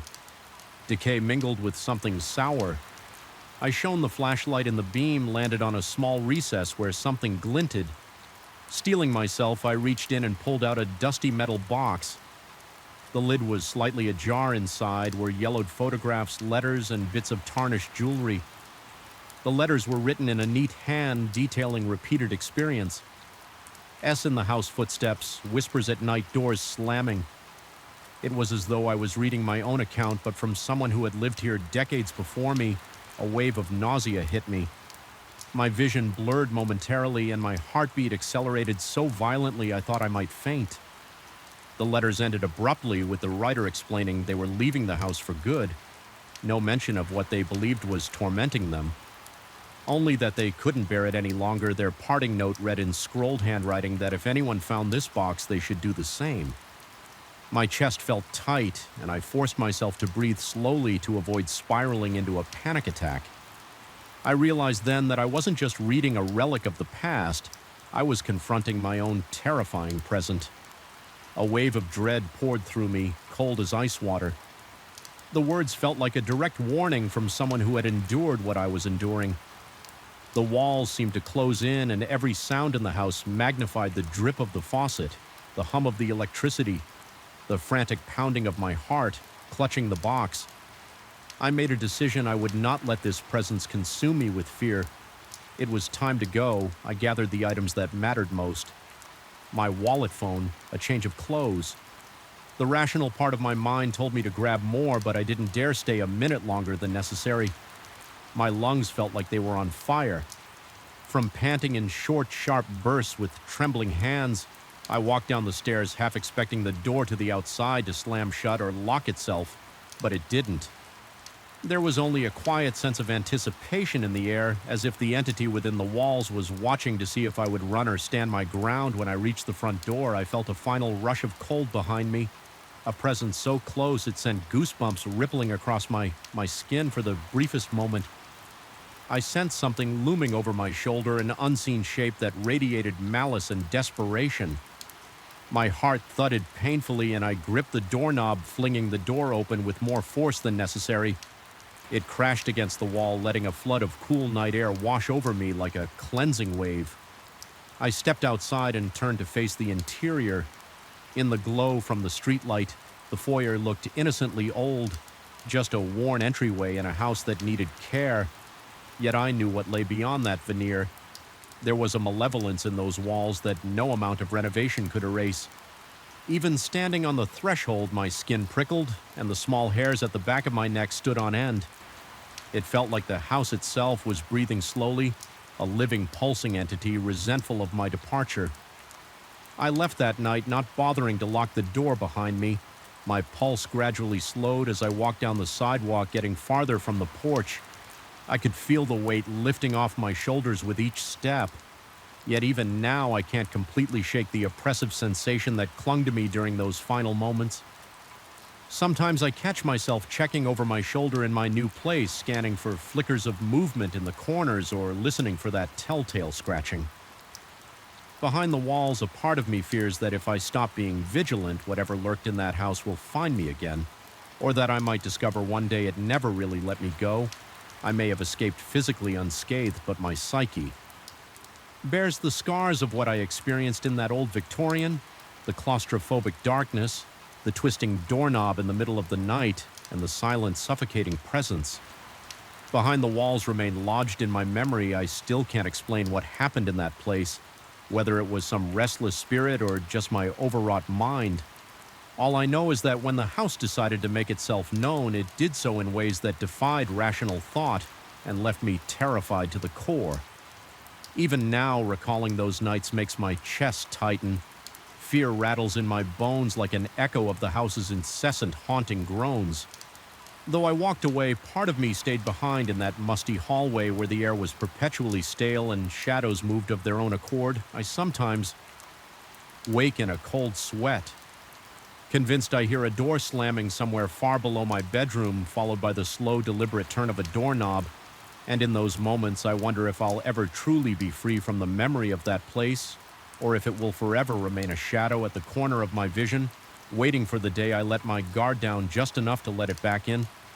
The fluorescent lights in the factory corridor always seemed to hum in discord, a low electric buzz that clawed at my nerves whenever I was alone on that particular night. I remember feeling the weight of the silence between those pulsating lights. It was the kind of quiet that wasn't really quiet at all, more like a vacuum where every step reverberated off the high ceilings and distant walls.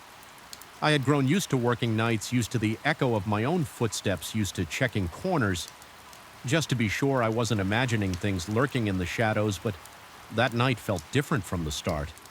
There was a suffocating pressure in the air, a nagging sense that I wasn't the only one haunting those corridors. I clocked in just before midnight. The usual routine, the factory operated 24 hours a day, churning out machinery parts with an endless mechanical roar that sometimes stopped making sense. If I listened too closely, my shift was typically spent walking the perimeter, making sure the machines were running smoothly and the emergency systems were in check. The managers liked to have someone on site who could react to power outages, accidents, or the occasional short circuit that rattled the production line. I never minded the loneliness. In some ways, it was a relief not to be stuck in a crowd. Yet that night, loneliness became something else, a primal fear of emptiness. An hour into my shift, I noticed an emergency light in the far corridor flickering ominously. Its pale dying glow illuminated a narrow stretch of wall revealing scuffed paint and years of grime where people rarely walked. I thought it was just a loose connection or an old bulb. Nothing out of the ordinary, but the way it kept sputtering, flashing erratically, gave me a gnawing feeling in the pit of my stomach. I decided to change the bulb right away, mostly to prevent any potential electrical issues, but also to shake off the uneasy sensation that kept crawling up my spine as I approached. I heard a faint tap-tap echo through the corridor. It might have been the sound of dripping water from one of the exposed pipes overhead. The building was old, and random noises were not unusual. Still, something about that rhythm made my heart pound. I tried to ignore it, focusing instead on the flickering light above me. I dragged a small stepladder closer, carefully climbed up and began unscrewing the old bulb halfway through the process. I glanced down the corridor to ensure nothing was rolling toward me. Forklifts and pallet jacks sometimes got left out, and I didn't want to be in anyone's path. That's when I saw it, a shadow on the far wall distinctly human in shape, standing perfectly still.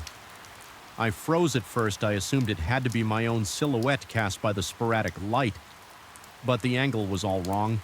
I leaned left, leaned right, wiggled my arm slightly. My own shadow should have shifted too, but this one didn't budge. It remained static like a dark stain on the concrete blocks, as if it were watching me. My pulse raced.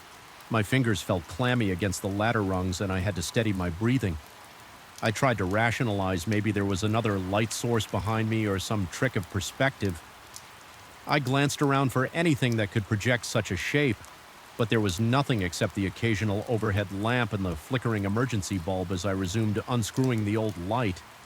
I caught another glimpse. The shape had moved not by a large distance, but enough to notice it wasn't a graceful shift. More like a sudden jerk, as though it had stepped through the wall and now hovered half inside. Half outside, I nearly dropped the replacement bulb. My heart hammered so loudly I could feel the throbbing in my ears. I forced myself to breathe through my nose, trying to stay calm. The bulb needed to be replaced, so I focused on that task, thinking that once I had a steady light, I could get a better look the moment I fit the new bulb in its socket and twisted it tight. The corridor lit up in a harsh fluorescent wash. I looked back at the wall. The shadow was gone. Every hair on my body stood on end. Even though the shape had vanished, I felt sure that I was not alone. The corridor seemed to breathe in unison with me, as if alive and aware. My palms were slick with sweat, and my heartbeat pounded in my throat. I told myself that exhaustion was playing tricks, that maybe I needed a break, but I couldn't shake the lingering dread that clung to me like a second skin. I climbed down and returned the ladder to the maintenance closet. On my way, I passed one of the break rooms. A coworker was inside finishing a cup of coffee. He gave me a quick glance and asked, indirectly, if I felt okay. Noticing I looked pale, I nodded and mumbled something about a weird flickering light that had startled me. He shrugged sympathetically and mentioned that the old corridors could be creepy at night. He didn't seem alarmed, so I tried to calm myself, but the sensation of being watched refused to dissipate, determined to keep to my routine. I made my rounds through various production areas. Conveyor belts rattled, machines clanged, and the overhead lights buzzed like insects. I checked each station's gauges and noted the readings in my logbook. The mechanical den was almost comforting compared to the unnatural silence of that far, far corridor. Yet every so often I swore I saw something or someone just out of my peripheral vision. It was always a fleeting shadow slipping into a corner, a momentary flicker. Beyond a stack of crates, each time I whipped around, I found nothing but empty walkways. The paranoia built steadily. My breathing grew shallow. Whenever I entered a dimly lit area, my hands trembled and a slick sweat coated my back. The entire factory felt wrong, as if it were pulsing with a hidden heartbeat, synchronized to my own panic. Several times I stopped to listen, certain I would hear footsteps behind me every time I heard only the droning hum of distant machinery by 2 a.m. I'd circled back near that corridor. I felt compelled to check it again to prove to myself there was a perfectly logical explanation for the shadow.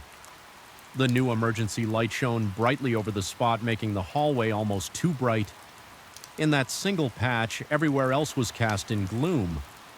I stood there, eyes scanning the length of the wall, noticing the chipped bricks and rust-colored stains near the floor. An odd stench lingered like old metal and damp cloth. My stomach tightened as I stood in that spot. The emergency light flickered just once like a faint pulse, and in that fraction of a second I saw the shadow reappear.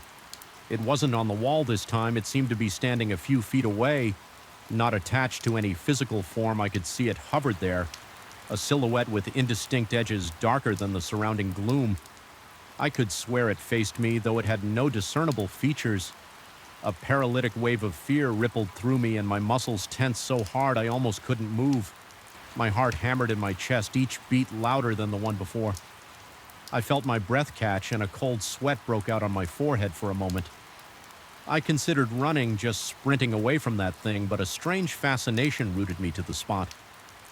I wanted to understand it, or at least confirm it was really there. My mind scrambled for logical explanations, maybe a trick of the lighting or a temporary burn-in on my retinas, but I kept seeing it unmoving yet undeniably present. The overhead lamp flickered once more, and in that brief strobe of darkness, the silhouette disappeared. I forced myself to move every step, a battle against the adrenaline coursing through my veins. My breath was coming in ragged gasps, lungs tight as if I'd run a marathon. My mouth felt dry, and my tongue stuck to the roof in my mind. I replayed the image repeatedly, questioning what I had seen. Could it have been a person? If so, where did they go? If not, what was I dealing with? I drifted into a maintenance bay adjacent to the corridor, the walls. There were LED with tool racks and half-finished repairs. My plan was to check that everything was in order, hoping the familiarity of the tools would ground me. The overhead lamp gave off a faint hum, but I heard another sound beneath it, a rhythmic dripping as if someone was tapping a metal pipe. Somewhere above my fingers tingled with the urge to turn on every light in the room to banish the gloom that slithered in the corners. I started to feel a slight pressure in my head, as though the air was thinning. My vision blurred for a moment, and I shook my head to refocus. That's when I caught a glimpse of movement near the tool racks. A shape lingered behind a row of shelves, peering at me through the gaps. I couldn't see any eyes yet. The sense of being watched was overpowering. My throat constricted, and I felt like a cornered animal, every instinct screaming to flee. I backed away, my chest so tight I could hardly breathe. The shape glided out from behind the shelves, closer now, but still impossible to define. It was as if the air itself had darkened, forming a void that flexed and pulsed. My heart pounded so violently that I felt nauseated. I tried to speak, maybe to call out, but my voice wouldn't come. Silence pressed in my mind. I ordered my legs to move, and finally they obeyed. I stumbled back into the corridor, half running, half staggering. My footsteps echoed insanely, slapping the concrete floor with frenzied force. At every turn I sensed that presence behind me, as if it were following just outside my field of vision. My peripheral caught hints of a flicker or glimmer of darkness that vanished whenever I spun around. Eventually I reached the main production floor. The cacophony of the machines felt like a blessing, a wall of sound that drowned out my fear. For a moment, workers were stationed at intervals, each busy with their tasks.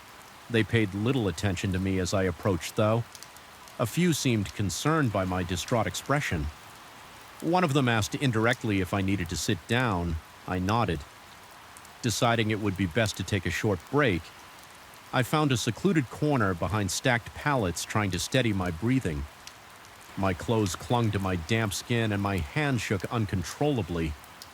The sense of something trailing me remained like a pair of eyes locked onto the back of my skull as the minutes ticked by. I tried to convince myself I was overreacting. Perhaps the flickering lights and labyrinth of corridors had turned my imagination against me still. Each time I closed my eyes, I saw that silhouette. My body wouldn't stop trembling. The hum of the factory became distant and hollow as if I were hearing it underwater. Finally, I decided I couldn't spend the rest of my shift cowering. I needed some form of closure, forcing my quivering legs to move. I headed back to that corridor one. Last time, determined to confront whatever was there, even if it was only in my mind. The drive for answers outmatched my fear. At least for that moment when I arrived, the corridor was eerily silent. The new emergency light shone, steady, revealing every grimy detail of the walls. The shadows stretched out long and thin, merging near the far end. My heart throbbed in my chest, but I forced myself to walk forward. Each step felt heavier than the last. About halfway down, I heard a faint whisper, soft as a breeze sliding through cracks. It was unintelligible, yet it raised the hair on the back of my neck. I stopped and scanned the hallway. Waiting, the light flickered, once briefly plunging the corridor into dimness. In that heartbeat of near dark, I saw the silhouette again, just inches from me this time, towering silent and impossibly black. A jolt of pure terror coursed through me. I stumbled back, nearly falling. My pulse raced out of control, pounding like thunder. A primal surge of fight or flight erupted inside me. Adrenaline demanded that I defend myself. But against what my mouth was dry, my hands tingled, and my breathing sounded ragged to my own ears. I steadied myself against the wall, and in the steady glow that followed, the shape was gone again. Only my own frantic breathing and the flickering light remained, though I saw nothing. The feeling of another presence was overwhelming. My instincts screamed that something was there just beyond my field of vision, waiting for my next move. I took a deep breath and willed myself to speak, though my voice came out in a raspy hiss. I demanded that if something was there, it show itself. The corridor remained silent except for a metallic dripping. In the distance, a wave of dread rolled through me as if the entire building was holding its breath. Waiting in the end, I realized I couldn't withstand that confrontation any longer. There was no question of courage. It was as if the air itself had become thick with foreboding. Pressing down on my chest, my mind, rational or not, believed this place harbored a presence I couldn't explain. I turned and walked away, forcing my trembling legs to carry me every few steps. I glanced over my shoulder, half expecting to see that figure behind me. All I saw was the bright glow of the emergency light steadily illuminating an empty corridor. I finished my shift feeling drained both physically and mentally. My supervisor asked indirectly about my condition. Concerned by my perspiration and shaking hands, I offered a vague explanation about a near accident with a piece of machinery, not daring to say anything that would make me sound unhinged. The truth was lodged somewhere in my own mind, and I wasn't even sure I believed it. Still, I knew in my gut that whatever I had seen was real, at least real enough to haunt me now. Whenever I look back, I can still feel the prickling sensation at the base of my skull, as if that shadow still watches me from behind some invisible veil. I never spoke openly about it again. I continued my routine for the remainder of my time at the F factory, meticulously avoiding that corridor whenever possible. When avoidance wasn't an option, I moved through it as fast as I could, eyes forward, doing my best not to look at the walls. Yet even with my gaze locked ahead, I would still sense it there, a silent silhouette waiting in the periphery of my vision, challenging my sanity. It never attacked me, never touched me in any tangible way, but the quiet, oppressive aura it projected was enough to keep me on edge. Every moment I spent in that place, it became the ever-present menace. In my mind, a question that whetted my sanity was, I truly seeing something supernatural, or had the long hours and the isolation chipped away at my perception of reality? To this day, I can't shake the feeling that it followed me. Sometimes I catch a shadow at the corner of my eye in my own home or on a dimly lit street, a fleeting shape, a flicker of movement, a sharp chill in the air when there should be none. Each time my heart constricts and my breath catches in my throat. I've convinced myself it's just a trick of the mind, a product of lingering trauma, but deep down part of me wonders if I've truly escaped.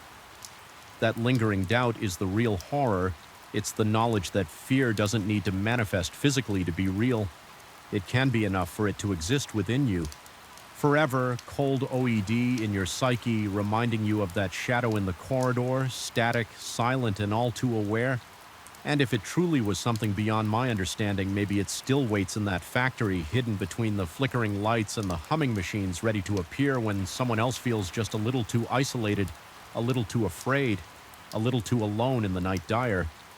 But the night air felt unnaturally thick, as though the very atmosphere were conspiring to choke me with dread.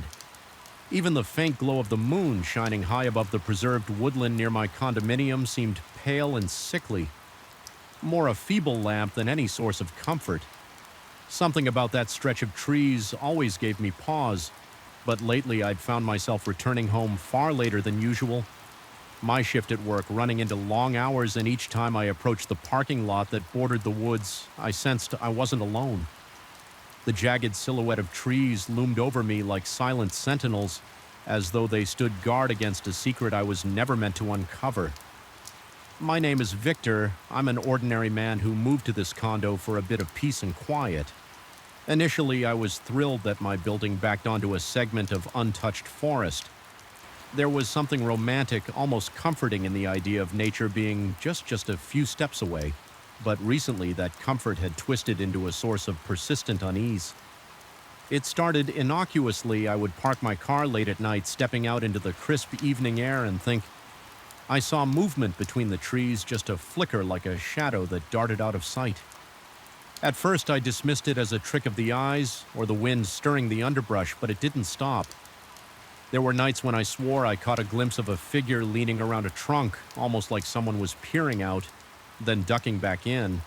As soon as I turned my head, rationality told me it was probably a night guard or maybe some trespasser lost in the darkness. Still, my skin would prickle and a chill would settle in my gut. That lingered long after I'd reached the safety of my front door. One particular evening, I decided I'd had enough. My curiosity and a certain stubborn pride compelled me to investigate. I grabbed my flashlight from the trunk of my car and strode into the tree line, determined to prove to myself there was nothing to fear. The beam of light cut through the dimness, illuminating every gnarled root, every twisted fern, but no sign of a person. No footprints, no branches snapped in an obvious path, and yet as I stood there scanning the darkness, I heard a faint sigh. It was soft, almost imperceptible, but unmistakably human. My heart lurched and the hair on my arm stood on end. I whipped the flashlight around in a frantic arc, but all I saw were ancient trunks and thick clusters of leaves. After a minute of tense silence, I retreated. Feeling both foolish and oddly shaken over the next week, my routine didn't change. I still arrived home late, still parked in the same spot, and every night I scanned the woods. Sometimes nothing happened, just the rustle of foliage in the breeze, the quiet hum of distant traffic. Other nights I swore I saw that same shape lurking in the gloom. On one occasion I spotted what looked like a pale arm sliding out from behind a tree, only to vanish. As soon as I focused on it, my heart hammered against my chest and my throat went dry. I can't explain why I was so unnerved. It was only a glimpse, a fleeting movement. Yet there was something inherently wrong about it, as if I'd caught sight of a ghost. The rational side of my brain tried to reassure me that it could have been the trunks' bark or a trick of moonlight, but the image of that pale, impossibly thin arm refused to leave me. As days passed, my nerves began to fray. I felt watched sometimes. Even during daylight hours, I'd gaze out from my kitchen window toward that stretch of forest and feel unseen eyes returning my stare. A neighbor once asked me if I was all right. Remarking that I looked pale, I brushed it off, claiming I was just tired, but that lingering sense of being observed weighed heavily on my mind. My sleep became restless. I'd wake up in the middle of the night, heart pounding for no discernible reason, convinced that something was standing outside my door or just beyond the window's thin curtain. Of course, there was never anyone there, just an empty hallway, an empty balcony. But in the distant backdrop of my thoughts, the forest lingered like a dark, promise. Reminding me of that faint sigh and the flash of a pale limb on a particularly cold night. I arrived home with a tension headache throbbing behind my temples. The condo parking lot was deserted as usual, and the lights overhead flickered in that sinister way fluorescent bulbs. Sometimes, I recall stepping out of my car and immediately feeling a shift in the air as though everything had gone unnaturally still. Even the gentle hum of insects seemed to drop off into silence. I looked toward the woods, heart rate already climbing, and froze. A shape stood just beyond the first row of trees. It was tall, almost matching my own height, and it had the vaguest outline of a person. My chest constricted. I lifted my phone, trying to use its camera light to get a clearer view, but the light didn't reach far enough to reveal more than an indecipherable mass of darkness with my pulse hammering. I inched closer. I could hear my own breathing, ragged and shallow, echoing in my ears. Suddenly, a faint crunch of leaves came from that shape's direction, as if it were shifting its weight or taking a step. Adrenaline surged through me and a wave of heat shot through my limbs. I wanted to call out to it. Part of me believed that if I confronted this presence, I could make sense of the fear, but my vocal cords felt paralyzed after a moment that felt interminable. The shape melted backward into the dark. No running, no snapping of branches, just an unnervingly silent retreat. When I reached the spot where it had been, I found nothing but a scattering of dead leaves and the strong scent of damp earth. I swept my phone's light around, but there was only empty forest. That was when I noticed how intensely I was sweating. Despite the evening chill, my shirt clung to my back and my hands were shaking so hard that the phone's light jittered in frantic patterns across the ground. I forced myself to take a few deep breaths, though each inhale felt razor-sharp in my lungs. I told myself I would go inside, lock the door and forget the whole thing. But as I turned to leave, a low sigh, much closer than before, drifted through the silence. It was right behind me. I spun around trembling, only to be met by darkness. Fear flooded my veins and I ran to my unit without looking back. That night I barely slept every time I closed my eyes. I was back in the forest, hearing that sigh. Picturing something lurking just out of sight the next day, I tried to confide in an acquaintance who lived a few doors down. He listened politely as I explained the strange sightings and the oppressive feeling that came from the woods. He suggested that maybe local wildlife was to blame. Animals can look humanoid at night if the light hits them in weird ways. Perhaps it was a deer or some lost pet. He tried to sound reassuring, but I noticed how he avoided making eye contact, as though my story unsettled him more than he cared to admit. After that conversation, I felt no better. If anything, my unease spiked. I doubted I was simply mistaking animals for a human shape. Every fiber of my being insisted this was something else. A few evenings later, I attempted a second inspection. This time, just before dusk, I reasoned that the fading daylight might offer enough visibility to dispel my fears. The forest looked less menacing, with the sun's last rays filtering through the leaves. I ventured in roughly the same direction I'd gone that first time with my flashlight. The ground felt spongy beneath my sneakers and the air was damp and cool. Tall shrubs and wide tree trunks obstructed my view, and as I navigated around them, a prickling sensation spread across my neck. It was that primal instinct again telling me I was not alone. My chest tightened when I spotted a crude makeshift arrangement of branches leaning against a massive pine. They almost formed a shelter or a haphazard lean-to. I stepped closer, swallowing the lump in my throat. The interior of that arrangement smelled of rotting leaves and something else, a musty odor that made my stomach churn. I pushed aside a half-broken branch to look inside. There were old damp scraps of fabric on the ground and something that might have been a chipped Kamek mug. My pulse quickened. Someone had clearly spent time here, but who and why? Unease noted at me the notion of some stranger living in the woods near my home or even just passing through was unpleasant but not impossible. Yet something felt off about this shelter. The way the branches were arranged suggested a strange pattern, almost ritualistic, as though they'd been placed with intention rather than slapped together for a quick hideaway. The realization sent a bolt of fear through me. I backed away, nearly tripping over a rot in my haste. My breath came in sharp gasps and sweat. Bead on my forehead, I forced myself to return to my unit. My nerves were rattled, but I tried to reassure myself. Maybe it was an abandoned campsite or a local trying to observe wildlife incognito still. The sense of dread refused to let go that night. My paranoia was relentless. I felt as though I was on the edge of a precipice, my mind swirling with half-formed questions and half-remembered details. I started to second guess. Everything, had I really seen an arm, or was it a trick of the light? Could the sigh have been the wind escaping through the dense branches? The more I tried to rationalize it, the more my thoughts circled back to that leaning arrangement of branches, and the pungent scent inside the forest seemed to pulse with a dark vitality. Even from within my condo, I couldn't shake the impression that someone was out there watching. A few days of uneasy calm followed, during which I tried to distract myself with work chores and streaming mindless television shows. But I was always keenly aware of the forest's presence. Especially after dark, I found myself looking out my window more often, checking for movement among the trees. My heart would pound for no reason, my palms clammy as if I were perpetually braced for some awful revelation. Sleep grew increasingly elusive at times. I jolt awake, convinced I heard leaves crunching.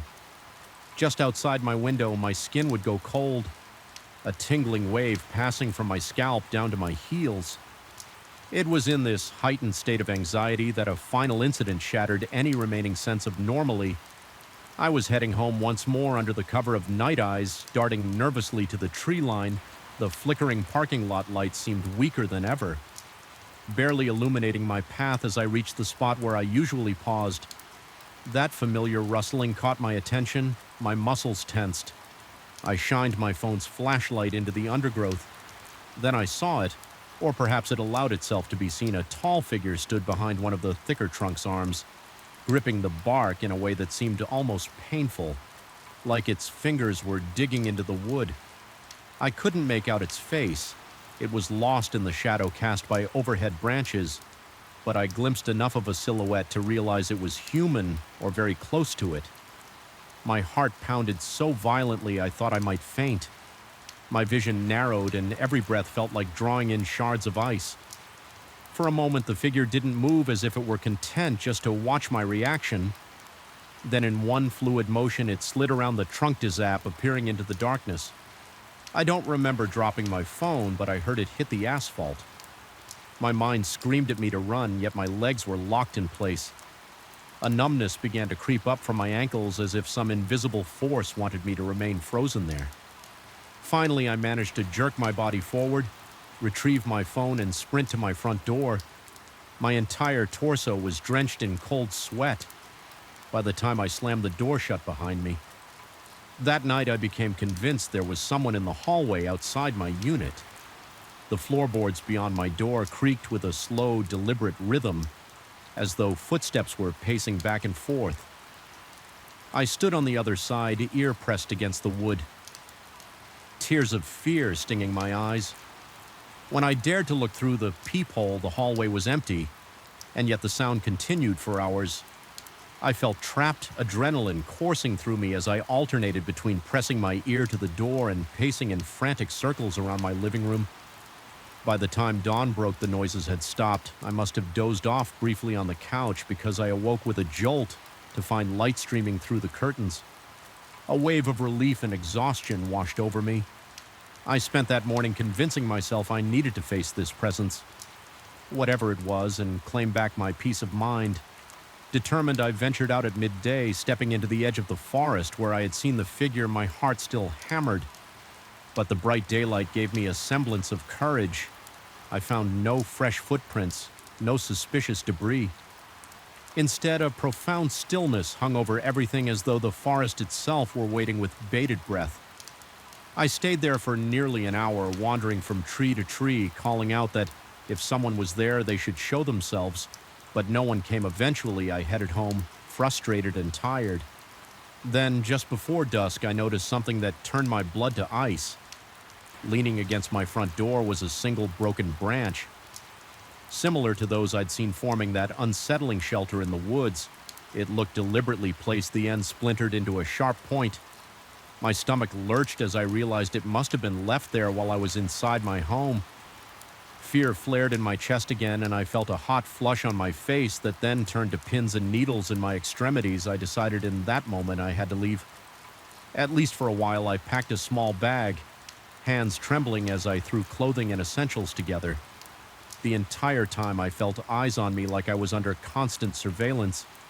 I wondered if the figure was outside, possibly peering through my window or standing in the parking lot. Silently judging my every movement, my chest felt tight and my mouth was so dry it hurt to swallow. I finished packing in record time, heart thudding louder with each second as I opened the door to step out. I paused, half expecting to see that figure in the hallway, but it was empty. My footsteps echoed loudly as I hurried to the elevator. The ride down seemed interminable, each floor passing with agonizing slowness. I couldn't stop picturing the figure from the night before, how it had seemed almost hungry for my fear. My skin tingled at the memory. At last, I exited into the parking lot. The sun was beginning to set, and long shadows stretched across the asphalt for a moment. I stood there scanning the tree line, and in that glance I felt it again, that suffocating sensation of being watched. The shadows in the forest swirled together, an impenetrable wall of black. My lungs burned as though I couldn't draw in enough air. I forced my legs to move, half expecting to see a pale arm or a tall silhouette emerging from the tree line, but nothing came. I climbed into my car and started the engine, refusing to look over my shoulder as I pulled away. My headlights grazed the first few trunks of the forest. Just before I fully turned the corner, I caught the briefest flicker of movement, a shifting darkness that might have been a person or might have been my imagination. My pulse pounded in my ears, and I gripped the wheel until my knuckles turned white. Without a second thought, I floored the gas and left that unnerving place behind. I don't know exactly what I encountered in those woods or why it seemed to fixate on me. Perhaps it was all in my head, a product of exhaustion and stress. Perhaps it was something far stranger, an entity tied to the land in ways I can't begin to comprehend. Even now, whenever I close my eyes, I can still see that motionless silhouette and feel its gaze following me as I retreat. It haunts me in the moments between sleep and waking, whispering that it's still out there waiting for me to return. Though I've put miles between myself and that condo, I can't escape the sense of looming dread. The image of that broken branch propped against my door remains burned into my memory, an unmistakable sign that something wanted me gone, or wanted me to know it could reach me wherever I was sometimes when the night is quiet and I'm alone. I hear that faint sigh echoing in the back of my mind. It lingers like a cold breath against my ear, a reminder that, real or not, some horrors refuse to fade. And despite escaping that place, I'm left with the unsettling knowledge that I only postpone the inevitable. A part of me believes that one night, no matter how far away I may be, I will sense movement in the darkness, shapes skulking between silent trees, and when that day comes, I'll be forced to face the terror again. My heart pounding, my mouth dry, my skin prickling with sweat. Even now I glance into the shadows outside my window and wonder if that figure is still there, an eternal watchman silently measuring each fearful beat of my heart. Every night in this old building, the air seems to turn thick and stale the moment darkness settles, as if it's charged with some malignant presence. I can't quite name the place, hums with a quiet tension that seeps into my bones, tightening my chest and making every breath feel labored. Even from the street, I remember staring up at the weathered facade and wondering why the lights in the top floor windows flickered so erratically, as if someone or something paced back and forth behind the glass. I told myself it was just the age of the building, shoddy wiring perhaps, or the wind rattling the old frames. But once I moved in and found out that the top floor was nothing more than a deserted terrace, a persistent dread began to coil inside my chest. Whispering that I was not alone here, I had taken an entire floor to myself. A long hallway lined with 4 empty apartments, all under renovation, paid for by a meager arrangement with the property owner. Supposedly, I was to remain on site, keep an eye on the place, and report any suspicious activity to the building manager. At first, it sounded ideal privacy in the midst of a bustling city center, but from the first night, I realized my new living situation might be more than I bargained for. I remember lying in bed on that initial evening, the gloom of the unlit corridor just outside my bedroom, creeping under the door, my heart kicked against my ribs in sin with every noise. Pipes gurgled deep in the walls, and the wind made the ancient windows creak I could handle. These typical old building sounds, but then above me, something much more deliberate reverberated. Slow, methodical steps, crossing from one side of the ceiling to the other. There shouldn't have been anyone up there, not at midnight, and certainly not in a place that was supposedly just an empty terrace, yet the footsteps were unmistakably human in their weight and tempo. That first night I tried to pass it off as my imagination, or perhaps some strange echo traveling through the old pipes. Still, the hair on the back of my neck prickled and my hands felt clammy against the sheets. My throat went dry as I listened in absolute stillness, hoping the sound would vanish eventually. The footsteps paused, and for a moment I began to relax, but just as my body slackened, the footsteps resumed, crossing back in the opposite direction. The tension surged again in my temples, and I lay there until morning, paralyzed by the realization that something up there was moving around of its own accord when daylight came. My fear felt somewhat laughable. I told myself the mind can play wicked tricks in the stillness of night, determined to dismiss the whole episode as a silly reaction to an unfamiliar setting. I went about my day trying to gather more information about the building. The caretaker, an older man with a permanent scowl etched into his face, explained that the top floor had no tenants. He insisted it was merely a barren terrace, and no one ever went up there except occasionally to check for leaks or to repair the old water tank. Even so, I pressed him, describing the footsteps I had heard. He muttered that I must have been mistaken, perhaps the wind or someone on the neighboring roof. His dismissive tone made my stomach clench with annoyance, but I told myself there was no reason to disbelieve him that night. I went to bed early more out of anxiety than fatigue. I wanted to prove to myself that the previous night's sounds were just a figment of my overactive imagination. But the instant the lights went out, a heavy sense of foreboding settled in the pit of my stomach, as if the darkness itself had weight and presence. My heart rate spiked the moment I heard the first faint thud from above again. I tried to rationalize it. Old beams, contracting metal supports shifting in. Then the soft thuds became distinctly human footsteps. They were slow yet purposeful, moving in a pattern that traced the length of my ceiling. My breathing turned ragged. I could feel my pulse pounding in my ears, each beat like a drum, heralding something I couldn't see. My palms began to sweat, and I clutched my blanket so tightly that my knuckles went numb.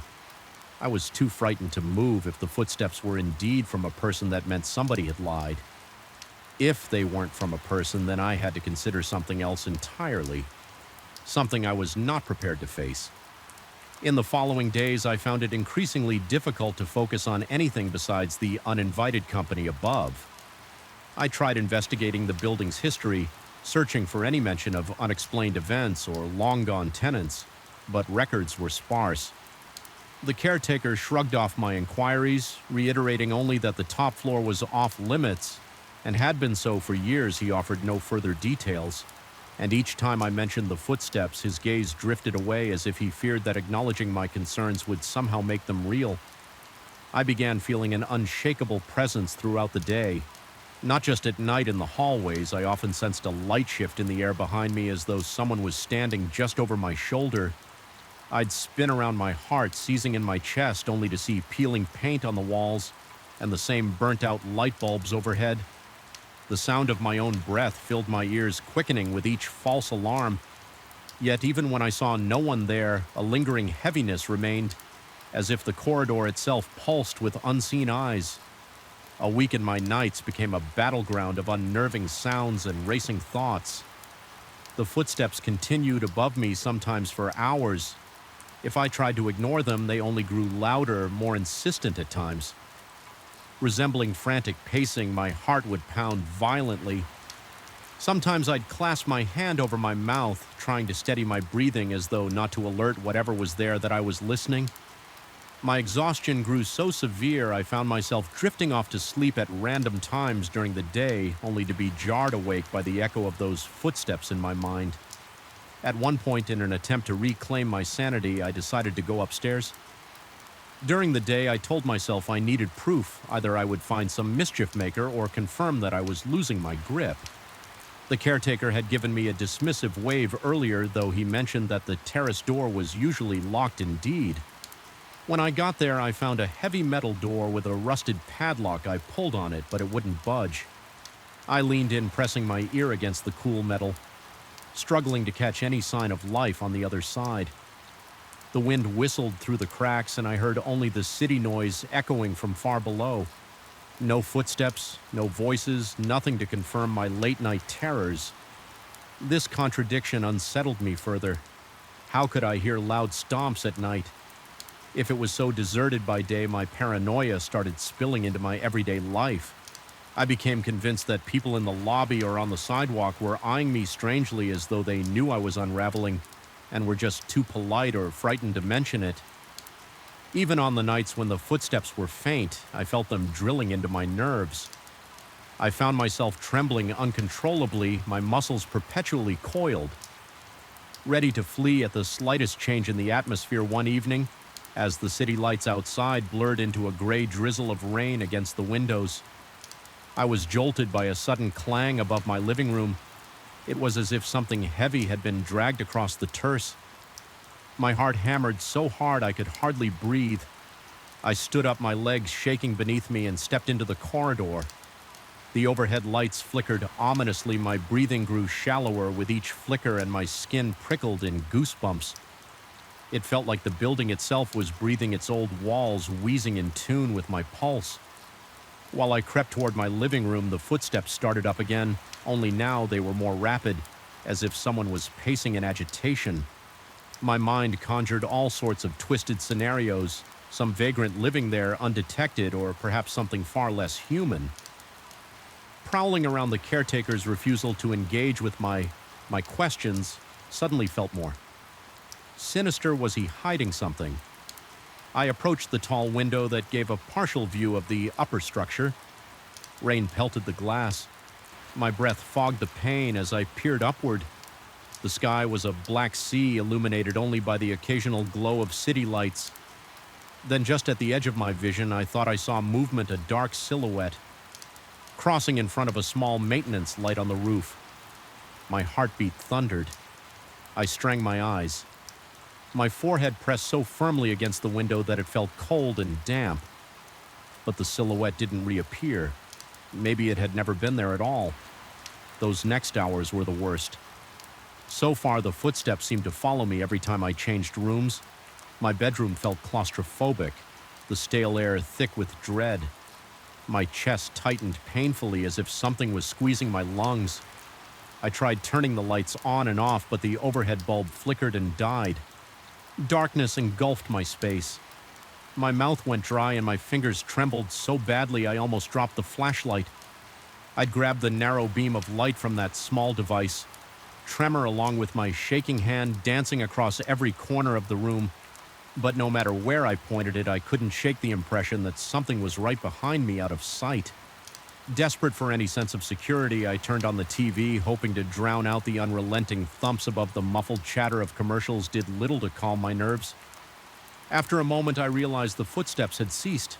I exhaled a shaking breath, my shoulders sagging with relief. But that relief was short-lived. A single deafening stomp resounded directly above my head, as if something enormous had just landed there. I gasped, stumbling backward into a table. The impact knocked a lamp to the floor with a crash. My throat constricted and cold sweat trickled down my SP spine. Adrenaline flooded my veins, making me elated. The dryness in my mouth was so intense that my tongue felt glued to the roof. I was too scared to even retrieve the lamp. At that moment, I recalled the caretaker's words about the terrace being locked, if the door was locked. What was up there? The question turned in my mind like a spinning top, each rotation tightening my fear. It dawned on me that perhaps a lock wouldn't stop whatever was causing these footsteps. My rational mind warred with a growing certainty that something was fundamentally wrong with the building itself. I barely slept that night, and when I did doze off from sheer exhaustion, I dreamt of twisting corridors and tall shadows looming over me in these nightmares. The floors above were an endless maze, and no matter how far I ran, the footsteps drew closer. I woke drenched in sweat with my heart in my throat, only to find my surroundings equally oppressive. In reality, the caretaker noticed my haggard appearance the next morning, asking indirectly if I was sleeping poorly. He suggested that old buildings can sometimes amplify everyday city noises. I told him I wasn't convinced the footsteps were too real. He responded that I should perhaps keep my windows closed or play some music to drown out the wind. My teeth clenched in frustration. I knew he was avoiding the truth that evening, exhausted and nearly at my breaking point. I resolved to confront whatever was upstairs head-on. I waited until midnight, listening as the footsteps started their usual pattern. I could feel the blood pounding in my ears while I mustered the courage to go back to the terrace door with a set of tools I'd borrowed from the maintenance closet. I reasoned that if I could just open the lock, I'd uncover the truth. Even if it scared me senseless, I climbed the final flight of stairs every step, an echo that seemed to mock me. My flashlight shook in my hand, illuminating the chipped paint of the stairwell. When I reached the terrace door, I fumbled with the lock for what felt like ages. My palms were slick with sweat, and the tools slipped in my grip. Eventually, the lock clicked. My stomach flipped as I realized I was about to face whatever had been haunting me. I pulled the heavy door open. A gust of cold night air rushed in, carrying the scent of wet concrete and something else, an earthy, musty odor that reminded me of old basements and decaying spaces. My heart was in my throat rote. As I stepped out onto the terrace, the entire space was empty. Rainwater pulled in, corners reflecting the ghostly glow of distant city lights. I swung my flashlight around, searching for any sign of movement. The wind howled, whipping against my face and reminding me of how exposed I was. My eyes darted to the far edges of the terrace, half expecting a shape to appear, but there was only a deserted stretch of cracked flooring. Then, near a small service door leading to the water tanks, I heard a shuffle of footsteps so faint I nearly missed it. My breath caught, and I inched forward. As I approached, the footsteps seemed to retreat, leading me around the corner of a half wall that sheltered the water tank pipes. My pulse thundered, and my fingers ached from gripping the flashlight. I swept the beam in front of me, fully anticipating to see an intruder or some kind of presence, but no one was there. I stood alone in the wind, trembling chest, heaving a stinging sensation behind my eyes. From the strain of trying to see through the darkness, then I heard a sudden scraping sound right behind me, like a shoe dragging across the floor. I spun around so quickly I nearly lost my footing. The flashlight illuminated only swirling dust and rain. There was nothing, no figure, no sign of life, yet the air felt charged, crackling with a silent malevolence. My heart hammered so wildly that it hurt. I didn't know what else to do except flee. I turned and sprinted back to the door, each footstep echoing on the drenched concrete. My lungs burned by the time I reached the stairwell, and I yanked the door shut behind me. Fumbling with the broken lock, I darted down the stairs, not caring about the noise. The building's corridors felt narrower than ever, walls closing in on me as I stumbled back into my apartment. In that moment, I realized with horrifying clarity that the footsteps might not belong to any living person at all. Something unseen roamed that empty terrace. Unbound by locked doors and rational explanations, I sank onto my couch, struggling to breathe. Every muscle in my body quivered. A part of me wanted to pack up my things and never look back. Another part, driven by a strange fascination, wanted to stay there. Was a morbid curiosity about what lurked above, a burning need to understand, to prove I wasn't insane. When dawn broke, I made my decision. I could no longer keep watch in this place, especially if it meant slowly losing my mind before the sun was fully up. I began gathering my belongings. My heart still hammered in my chest, and my ears rang with phantom sounds of footsteps. But I was resolute. As I headed for the front door, a final tremor of dread coursed through me, as if the building itself disapproved of my departure. The corridor light flickered one last time, the shadows along the walls seeming to reach out and grip me. I walked past the caretaker's office, left the key, and explained in flat, emotionless tones that I couldn't stay there anymore. He didn't argue. His eyes held a hint of resigned understanding, as though he'd seen this happen before and simply accepted it. I felt an icy wave of discomfort, realizing my experience was likely not unique. Stepping outside the early morning light felt harsh and unwelcoming, but at least it was real. My breath steadied as I put distance between myself and the old building, yet a part of my mind kept racing, replaying every sound, every shadow, every unexplainable moment. I couldn't shake the impression that the footsteps might follow me no matter where I went. Even now, I can't entirely convince myself that everything I heard was a product of creaking floorboards or my own anxiety. The unsettling truth is that I truly believe something walked above me on that deserted terrace. Whether it was a spirit, a phantom echo from some forgotten past, or a manifestation of my own unraveling psyche, I may never know. But the memory of those footsteps resonates inside me, a disquieting reminder that some places are saturated with energies beyond our comprehension.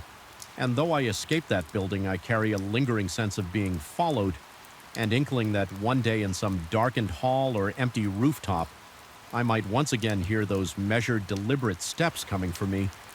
I felt it the moment I pushed open the library's heavy oak door, a subtle, oppressive weight in the air that clung to my skin like damp cobwebs. The fluorescent ceiling lights flickered with a weak, uneven hum, casting elongated shadows across rows of ancient shelves. Before I had even taken a step inside, something told me this place was different at night. It was more than just the stillness. It was the sense that each corridor held its breath, watchful and waiting. When I volunteered for the late shift at the Garrison Historical Library, I never expected to find myself questioning not just my nerves, but my very sanity. I remember signing up because I wanted experience in archival work. The library was known for its impressive collection of rare manuscripts, though only a handful of people ever seemed to come by to study them. The building itself was a 3-story stone structure dating back to the early 1900s. Its facade was proud, almost regal, and the interior was built in a grand-style polished marble floors, sweeping staircases, iron railings that curled like vines. By day, it felt dignified and secure. By night, the same features took on a darker edge. The marble seemed cold, the staircases became twisting paths to unknown places, and those kuru railings reminded me of skeletal hands. I usually worked on the first floor, helping to file new arrivals or reorganize the archives that students and researchers used. The first few weeks were calm. I often heard a fellow volunteer remark that the library was pleasantly quiet. After sundown, that it was the perfect environment for meticulous organization. I tried to agree, though. From the start, I had an inexplicable sense of being observed whenever I put a book back on the shelf. Sometimes I would turn around anticipating a patron or another volunteer, only to find the corridor empty initially. I told myself I was just spooking myself in the hush of those grand halls, but the subtle friction between my nerves and my logic grew stronger. With each passing night during one of my shifts, I was tasked with cataloging some rare texts on the 3rd floor. These books were from the 16th and 17th centuries, many with brittle pages and fading scripts. The 3rd floor was normally sealed off to casual visitors. Only researchers with special permission were allowed there. The door to that area required an old key, heavy and ornate, that I had to sign out from the front desk. The overhead lights in that space were dimmer, and many of the fixtures were original to the building, meaning they buzzed faintly as if on the verge of burning out. I hated that noise. It reminded me of a swarm of insects just out of sight on that particular night. I found myself alone in the library around 10. The guard at the reception desk downstairs had stepped out for a brief break. I heard him say something about wanting to grab a quick cup of coffee from across the street. I swallowed my unease and headed for the stairs. My heart thudded against my ribcage as I climbed, and a chill prickled the back of my neck. Every step felt heavier than the last, as if the darkness overhead was pressing down, encouraging me to turn around, but I tried to brush it off. It was just a job. Just another flight of stairs. As soon as I reached the 2nd floor, landing, a draft of cold air brushed over me. It felt deliberate somehow, like an unseen figure had passed by. I shivered and paused, looking toward the corridor that led to the main reading room. On that level silence, just the usual hush of old buildings settling. Perhaps a slight creak of the wooden floor, taking a slow breath. I continued toward the final staircase that led to the restricted third floor. The overhead light there flickered once, and the gloom made the steps look steeper than I remembered. Halfway up, I felt a tingling unease crawl across my skin. My mouth went dry, and I gripped the banister to steady myself. That was when I saw it, a hand pale, almost translucent. Resting on the iron rail a few steps above me, my lungs seized for a split second. I thought someone was leaning on the banister, but there was no arm, no shoulder, no body, just that single disembodied hand. My pulse hammered in my ears. Every beat felt like a drum pounding inside my head. I froze, afraid that if I moved, whatever it was might notice me. The hand was motionless, its fingers curled delicately around the iron, the skin. If that's what it truly was, had a faint bluish tint for what might have been. Mere seconds, but felt like an eternity, I stared in absolute horror. Then, as though sensing my gaze, the hand vanished. It didn't pull away or dissolve. It simply ceased to be there, as if it had never existed. I couldn't even manage a scream. My throat was tight, and it felt like I'd swallowed shards of ice, trembling. I stood there for a long while, unsure of whether to retreat back down the stairs or press on a voice in my head. Insisted that I must have hallucinated, that it was just a flicker of shadow in imagination, but the goosebumps on my arms, the sweat on my palms, and the dry highness in my mouth confirmed how real it had felt. I considered running downstairs to find the guard, but shame pricked at me. I was a grown man, not a frightened child. If I told him I'd seen a phantom hand on the banister, I might lose any credibility I had. Besides, part of me wondered if the stress and the eerie quiet had just played tricks on my mind in an effort to restore calm. I forced myself to focus on the steps each footfall measured until I reached the third floor door. My hand shook so badly it took me a few tries to fit the key into the lock. The reading room beyond was large, its high ceiling supported by thick wooden beams. Many of those beams were carved with ornate designs, so worn by time that they looked like faces melting into the wood. Rows of shelves ran the length of the room, containing countless volumes that smelled of old leather and dust. The overhead lighting was even weaker here, many bulbs either dim or burnt out. I noticed a distinct hush. An absence of sound that bordered on suffocating. My breathing sounded too loud, too ragged. I turned on a small desk lamp near the central table, determined to focus on my work. The library wanted me to update the records of a few manuscripts, verifying their condition and cross-checking references, but all I could think about was that hand. Every creak of the floorboards made my heart race anew. My back felt exposed, as though eyes were sliding over me from the dark corners. I started to notice odd details. A stack of books on the far shelf that appeared to have shifted positions since the last time I visited, the faint smell of mildew intensifying in a corner near an old tapestry, and a slight but constant rustling that I couldn't source. Whenever I stopped to listen carefully, the rustling fell silent, only to return in the periphery of my hearing. Moments later, at one point, I thought I saw a shape move in my peripheral vision.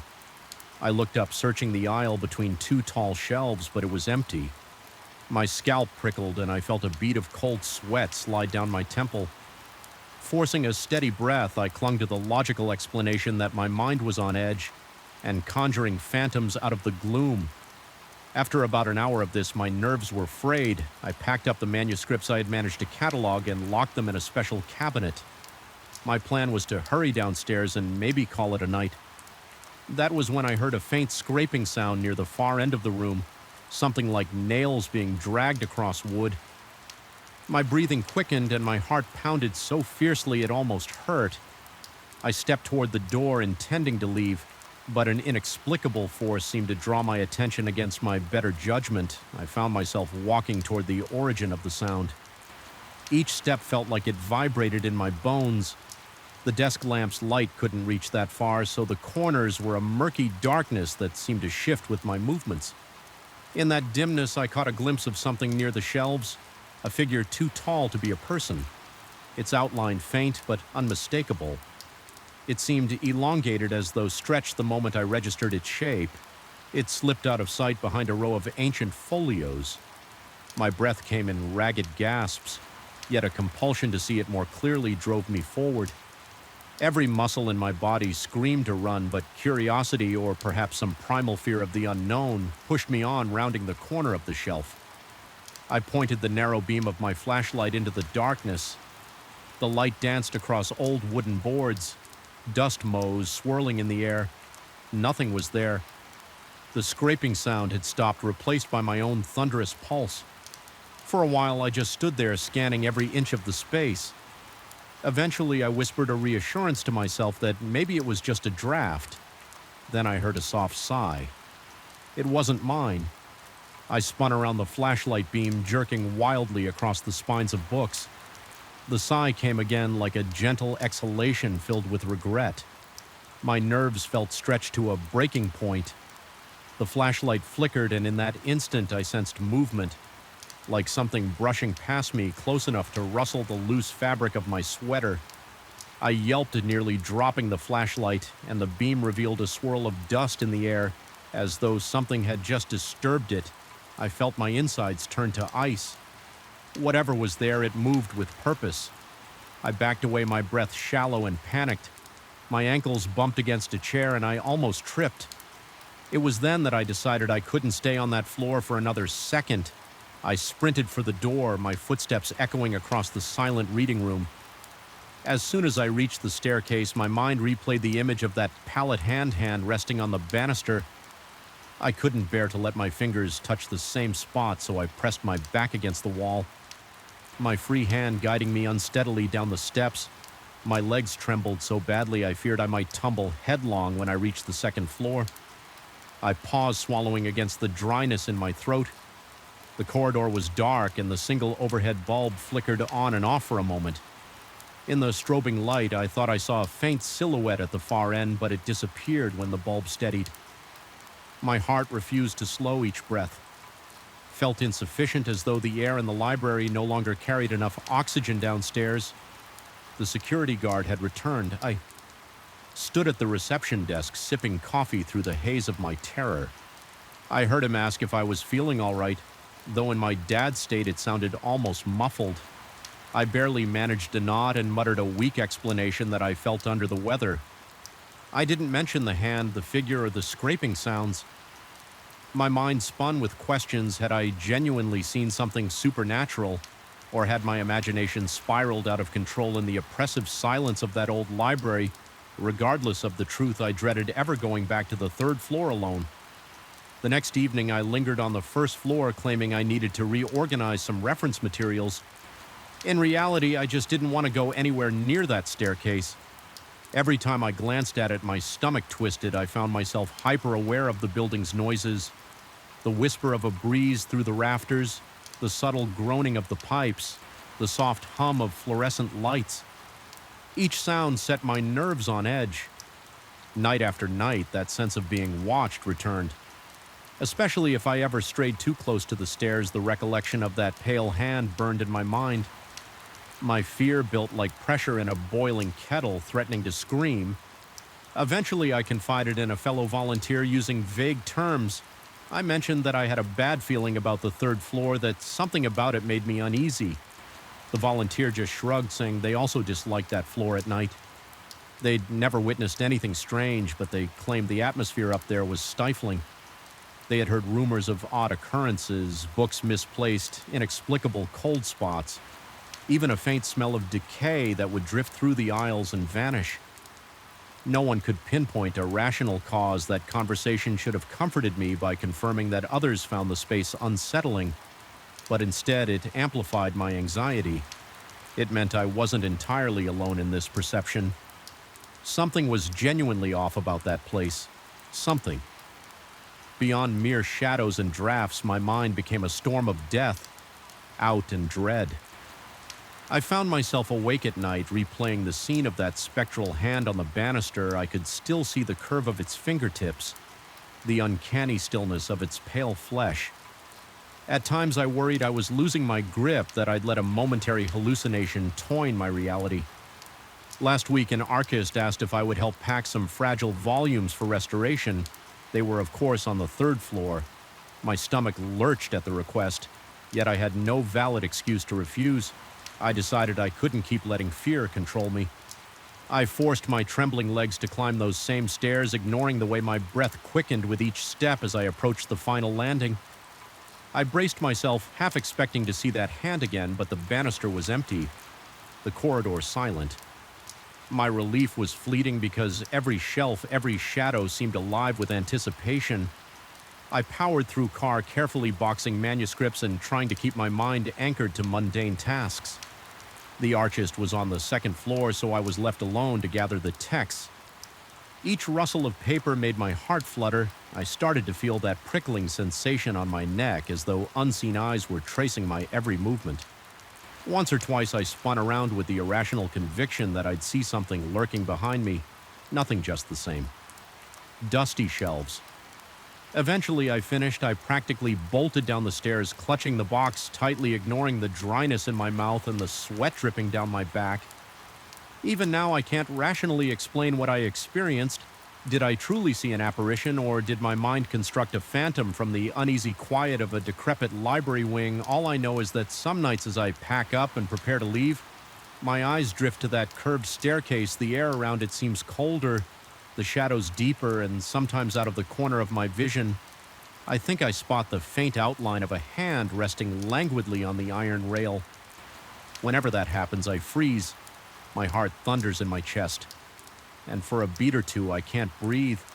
Then, like a mirage, it disappears, but it always leaves me shaken. The library doesn't feel quite the same anymore. Its corridors bear an unspoken threat, an easy hush that saturates the air. I try to focus on the positives, the historical significance of the place, the invaluable texts I get to handle, but the memory of that pale hand is never far behind. It's become a silent warning. A reminder that some corners of the library harbor secrets best left undisturbed. I still volunteer there, though I avoid working the late shift as much as possible. When I do, I stay on the ground floor with the lights on, telling myself I'm just being efficient in truth. I'm afraid of what I might see or imagine if I wander upstairs alone sometimes. When the building is at its quietest, I catch an echo of that eerie scraping sound like distant nails on wood every time my pulse spikes, and I fight the urge to run outside into the safety of the streetlights. There's no grand resolution, no final confrontation that banished whatever presence resides on that third floor. I haven't found any rational explanation, no historical footnote that might clarify the nature of what haunts this place. Yet I've come to accept that some mysteries remain unsolved. Lingering in the peripheral darkness, the library stands as an edifice of history and knowledge, but it also houses shadows of the unknown, and those shadows feel alive. Though I continue my duties, I know I'll never fully conquer the dread that seeps through the walls of that old building whenever I'm in there. After dusk, a chill clutches my heart. I sense the library's silent vigilance, as though it is waiting for me to let my guard down. I haven't gone back to the third floor by myself. If a task requires it, I make sure someone else is around, even if it's just the guard downstairs, because that memory remains a pale hand on the railing, a creeping chill up my spine, and I can't shake the feeling that if I ever see it again, it might not disappear so quickly, and that possibility terrifies me more than any nightmare I've ever had. I first sensed something was wrong the moment I stepped into that building after sunset. The corridors had a way of swallowing every echo, turning ordinary footsteps into dull thuds that vanished all too quickly, leaving behind a suffocating quiet. The overhead lights flickered weakly, throwing elongated shadows against the walls, as if hungry to devour the last traces of human comfort. I've always hated how deserted our commercial building becomes at night, like an abandoned monument that no one bothers to visit, but at least before that particular night it never truly terrified me. It merely unsettled me like a stranger. Stare from across a dark street now whenever I recall the events that unfolded. I feel my heart pound faster and my throat tighten as if the memory itself is physically grabbing hold of me. My shift rarely extended so late, but that night I had no choice. I was finishing up some paperwork, and by the time I glanced at the clock, it was well past the normal closing hour. The cleaning staff had already come and gone, and I could have sworn I was the only person left on the entire floor. The silence grew so thick that I could hear the hum of the air conditioning system overhead. It reminded me of a raspy breath like some slumbering beast waiting to wake. At any moment, I wanted nothing more than to pack my things and rush to the safety of my car, but I had to deal with one last chore, taking the trash down to the basement level via the service elevator. It was a small task, something I had done hundreds of times before during normal hours on that evening. Though it felt like a trial I wanted to avoid at all costs. I pushed the trash bin down the hall, trying to ignore the heavy shadows flickering along the corridor. The wheels squeaked loudly, echoing with each rotation. It set my nerves on edge. A part of me scolded my own imagination for running wild. It's just a building. It's just night. I told myself, yet I couldn't shrug off. The sensation that I was being watched, my skin prickled at the nape of my neck, and my palms grew clammy around the handle of the bin. Looking back, I can't recall a single specific reason for feeling so paranoid, only that everything felt off. I reached the service elevator, its metallic doors reflecting the pet light of the hallway in an unnerving distortion. I pressed the button and waited. My stomach twisting with each passing second, the elevator made a dull clank as it arrived, and the doors slowly slid open. I rolled the trash bin inside, then stepped in after it. As the doors closed, the overhead light inside, the elevator flickered briefly, casting the cramped interior in a jittery strobe. My heart thumped and a bead of sweat trickled down my temple. I reminded myself to breathe no sooner had the doors sealed shut. Then I sensed I was not alone. At first, I didn't see anything unusual, just the same battered walls and the fluorescent light fighting to stay lit. But then out of the corner of my eye, I picked up a shape. A figure standing in the far corner, tall enough that it seemed hunched to avoid brushing its head against the low ceiling. I froze, a jolt of panic charging through my veins like electricity. My breathing became shallow, and I felt the vibrations of my own racing heartbeat in my eardrums. The figure was not leaning forward nor moving, it just loomed in that corner. So silent, it barely seemed real. Part of me wanted to spin around and confront it, but fear rooted my feet to the floor. Time seemed to slow, the elevator rumbled downward, and in that terror-fueled hush, I heard nothing but the mechanical groaning of the cables and my own ragged breaths. I forced myself to shift my gaze fully toward the corner. The shape was still there, vague, dark, unnaturally tall. I couldn't make out facial features, only that silhouette. I could have sworn the air around it looked denser, like a pocket of darkness. That had somehow gained its own volition. My throat was so dry it felt scratchy when I swallowed. My back was cold with sweat, and I prayed silently for the elevator to reach the basement. It felt like a lifetime. Before the doors finally creaked open, the trash bin rattled as the elevator halted. Light from the hallway spilled into the cramped interior, and I exhaled shakily, feeling the tension in my legs when I dared to look back at the corner to see if the figure was still there. It was gone just like that. I found myself staring at an empty space. The corner looked harmless, just scuffed metal walls and a dingy floor. My mind reeled for a moment. I wondered if exhaustion had gotten the best of me, but I was shaking so badly that I struggled to steady my hands on the trash bin. I rolled it out, then left it near the service area. I remember standing in that hallway, the flickering fluorescent lights above me, chest heaving in a dreadful sense that I just witnessed something that shouldn't exist. 1,000 rational explanations sprinted through my thoughts. Shadows. Reflections, a hallucination caused by lack of sleep, yet none of them felt satisfactory. I rushed back upstairs using the main elevator. The contrast between the bright, relatively clean interior of the lobby-level elevator and the dingy service. One struck me, it felt like I traveled between two worlds. By the time I returned to my desk, my shirt was damp with perspiration, and I couldn't stop glancing over my shoulder, half expecting to see that towering silhouette lurking behind me. The rest of the building was still mocking me with its emptiness. When I reached my office, I saved my files, powered down my computer, and forced myself to leave. The drive home was a blur of taut nerves and second guesses.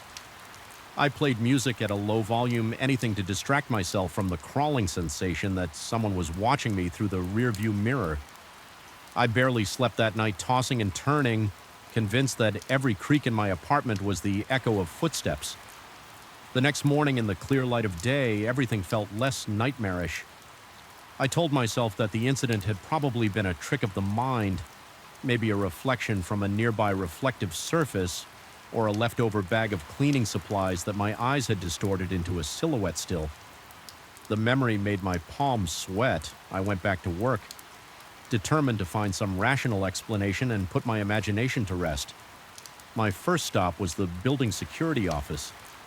The guard on duty was reading a newspaper. I asked as neutrally as possible if I could look at footage from the previous night. He seemed confused, but pulled up the relevant recording. We located the timestamp of when I had stepped into the service elevator on the screen. I saw myself pulling the trash bin, looking uneasy, glancing back and forth, but there was no one standing beside me, no elongated figure, no shape at all. I felt a sickening twist in my gut as I watched the footage. I saw myself flinch as if I'd caught sight of something. Then I watched myself freeze, turning slightly toward the corner, yet on the screen. That space looked empty.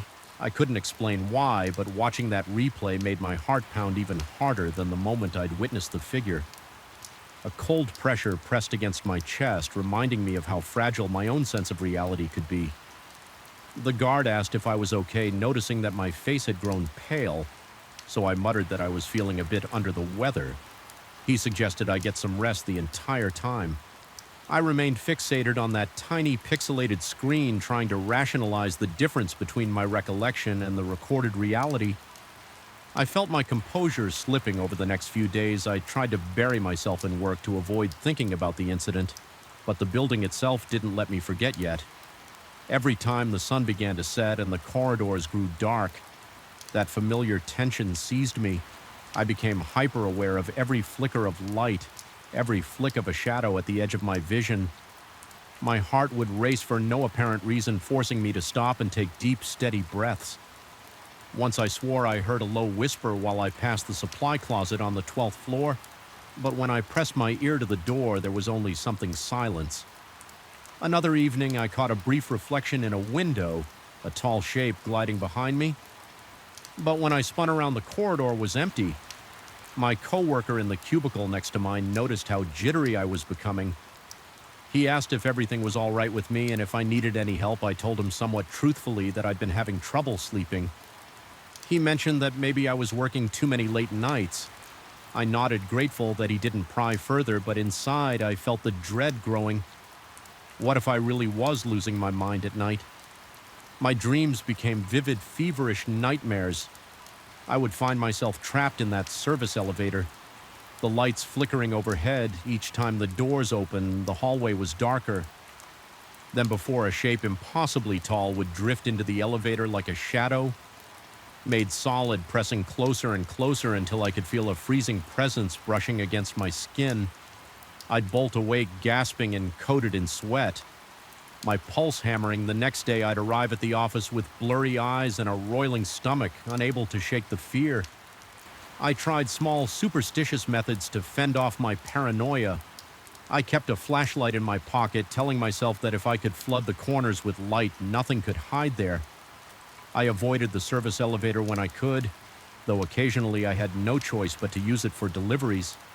Each time I felt my heart race and my throat constrict, but I never again saw the figure as clearly as that first encounter.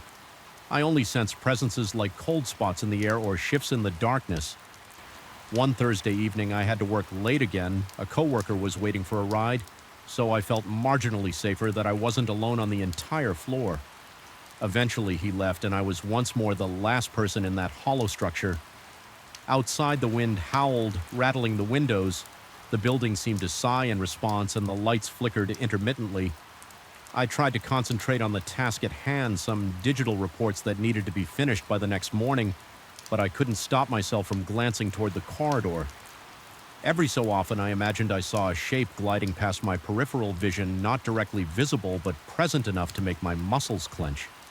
By the time I finished, it was nearly midnight. I realized I needed to drop off a small package at the mailroom.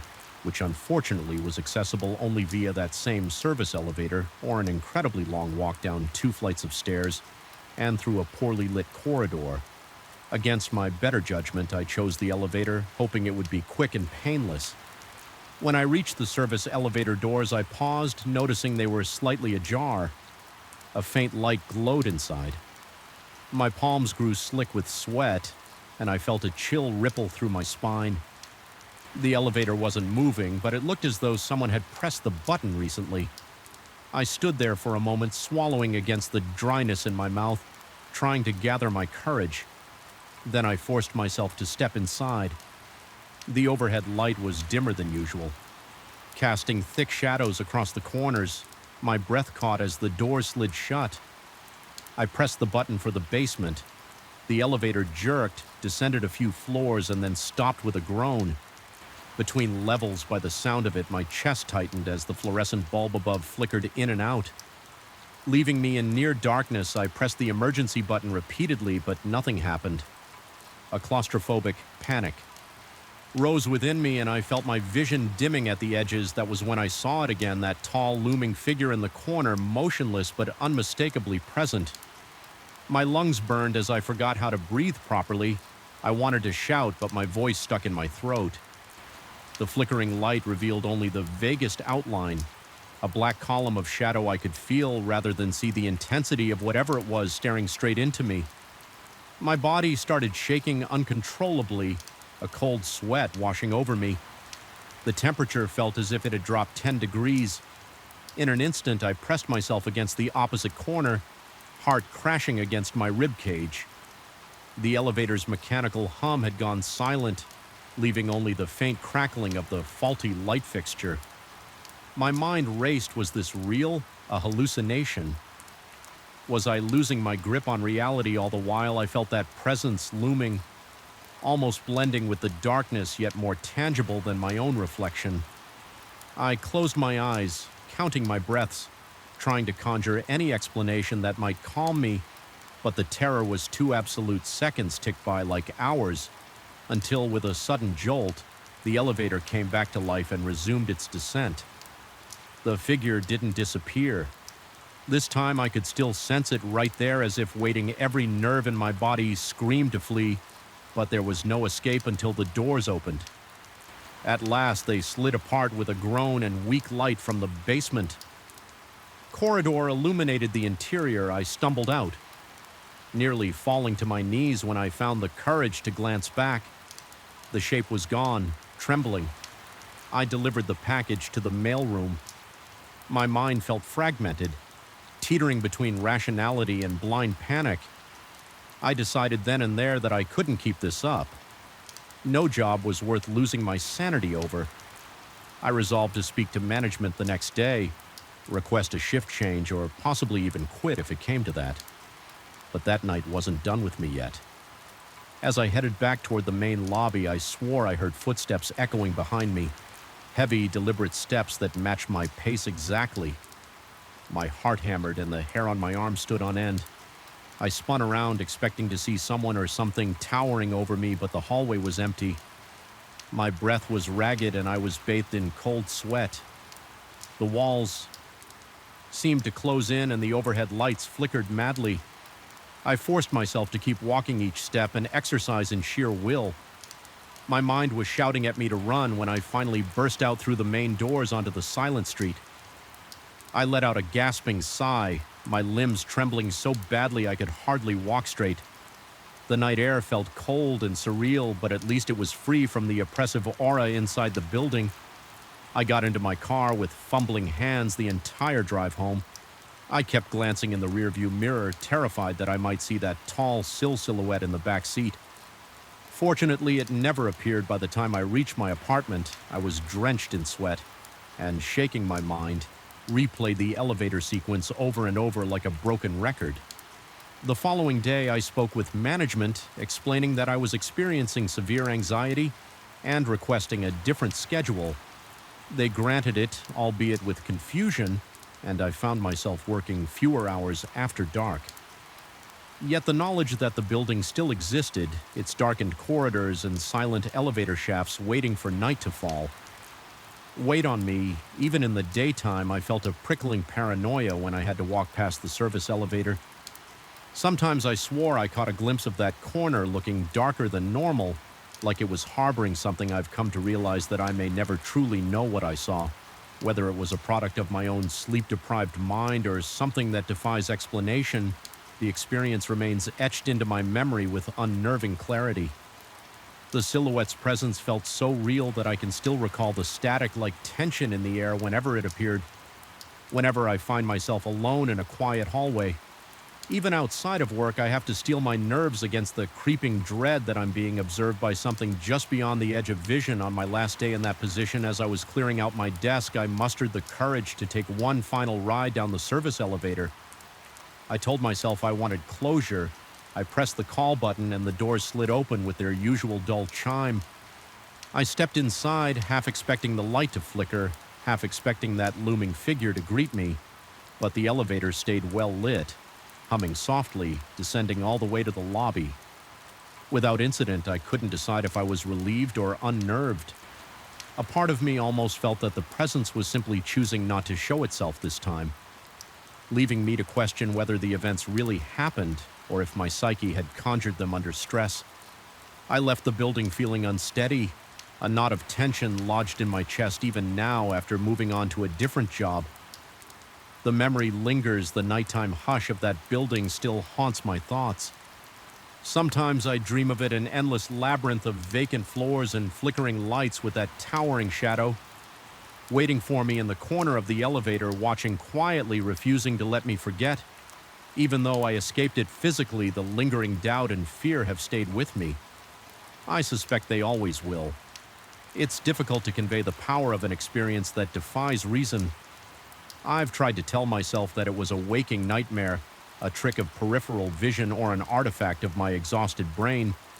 Yet there's a corner of my mind that insists what I saw was real, that no matter how many sunlit days pass, something in that building remains, something that emerges when the corridors fall silent and the clocks tick past midnight, something that doesn't register on security footage but stands just an inch away from your greatest dread, pulling the strings of your terror like a maestro of the unknown. I wish I could say it's all behind me, but the truth is that moment in the service elevator changed how I see deserted hallways, flickering lights, and yes, even my own reflection. I feel uneasy with the idea that we can't always trust the evidence of our eyes or the recording of a camera.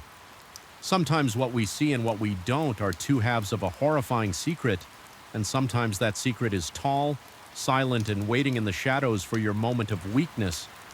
Even though no physical harm came to me, I can't help but feel that the scars left on my psyche might never fully heal. The building still stands and night still falls. And I know somewhere behind those vacant corridors and dark corners, the presence lingers unseen but never truly gone.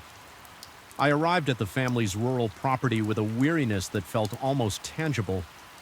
The long drive over winding roads had left my arms tense from gripping the steering wheel for hours, and I was in dire need of uninterrupted rest yet. From the moment I stepped onto the uneven wooden porch, something felt amiss. The wind was still the air, almost thick, and the sun, though bright, did not seem to warm my skin. I remember stepping into the house, dropping my bag by the door, and sensing a certain hollow. In the silence, it was as if the place exhaled stale air, greeting me with an uneasy calm. This was supposed to be a sanctuary, a refuge from the chaos of the city and the stress that had been gnawing at my mind. Instead, the atmosphere seemed to pulse with anticipation, like it was waiting for something I had no name for. I tried to dismiss my unease as mere exhaustion. My family's farmhouse, tucked away at the edge of a quiet stretch of land, had always been a bit isolated, and I told myself that isolation can sometimes feel eerie if you are alone after settling in. I wandered through the familiar rooms, noticing how age had worn the wooden floors and stained the curtains. The thick walls appeared to trap the light in strange ways, casting odd shadows that seemed to move as I passed. The smell of old timber, dusty shelves, and distant memories lingered in the corridors, a faint reminder of the generations before me who had called this place home. The bedroom assigned to me was small and sparsely furnished, just a narrow bed, an old chest of drawers, and a full-length mirror leaning in the corner. The mirror's wooden frame was intricately carved with swirling patterns. Probably hand-hung decades ago, it gave off a dark gloss as though it had been polished countless times, yet never lost its antique dullness. Something about that frame caught my attention immediately. Maybe it was the way the carvings seemed to converge at the top, forming a vaguely unsettling shape like a face without features. I chalked it up to my overactive imagination. My muscles ached, and all I wanted was to lie down, close my eyes, and drift into oblivion. That first night passed quietly enough, though I woke once or twice heart-thumping. For reasons I couldn't pinpoint, I recall a momentary sense of vertigo when I glanced at the corner where the mirror stood. It reflected moonlight in a distorted silhouette so faint, I wasn't sure if it was actually there or just a trick of my exhausted mind. The room felt colder than it should, prompting me to pull the covers up to my chin and try to breathe calmly. Eventually, I slipped back into a restless sleep, telling myself I was simply on edge from the change in environment. The second day was meant to be a chance to relax, so I spent most of the morning walking around the property. The field seemed serene, dotted with small clusters of wildflowers and overgrown grass that swayed in a breeze I could barely feel. Every so often, I would hear the distant crack of a branch or a faint rustle among the shrubs.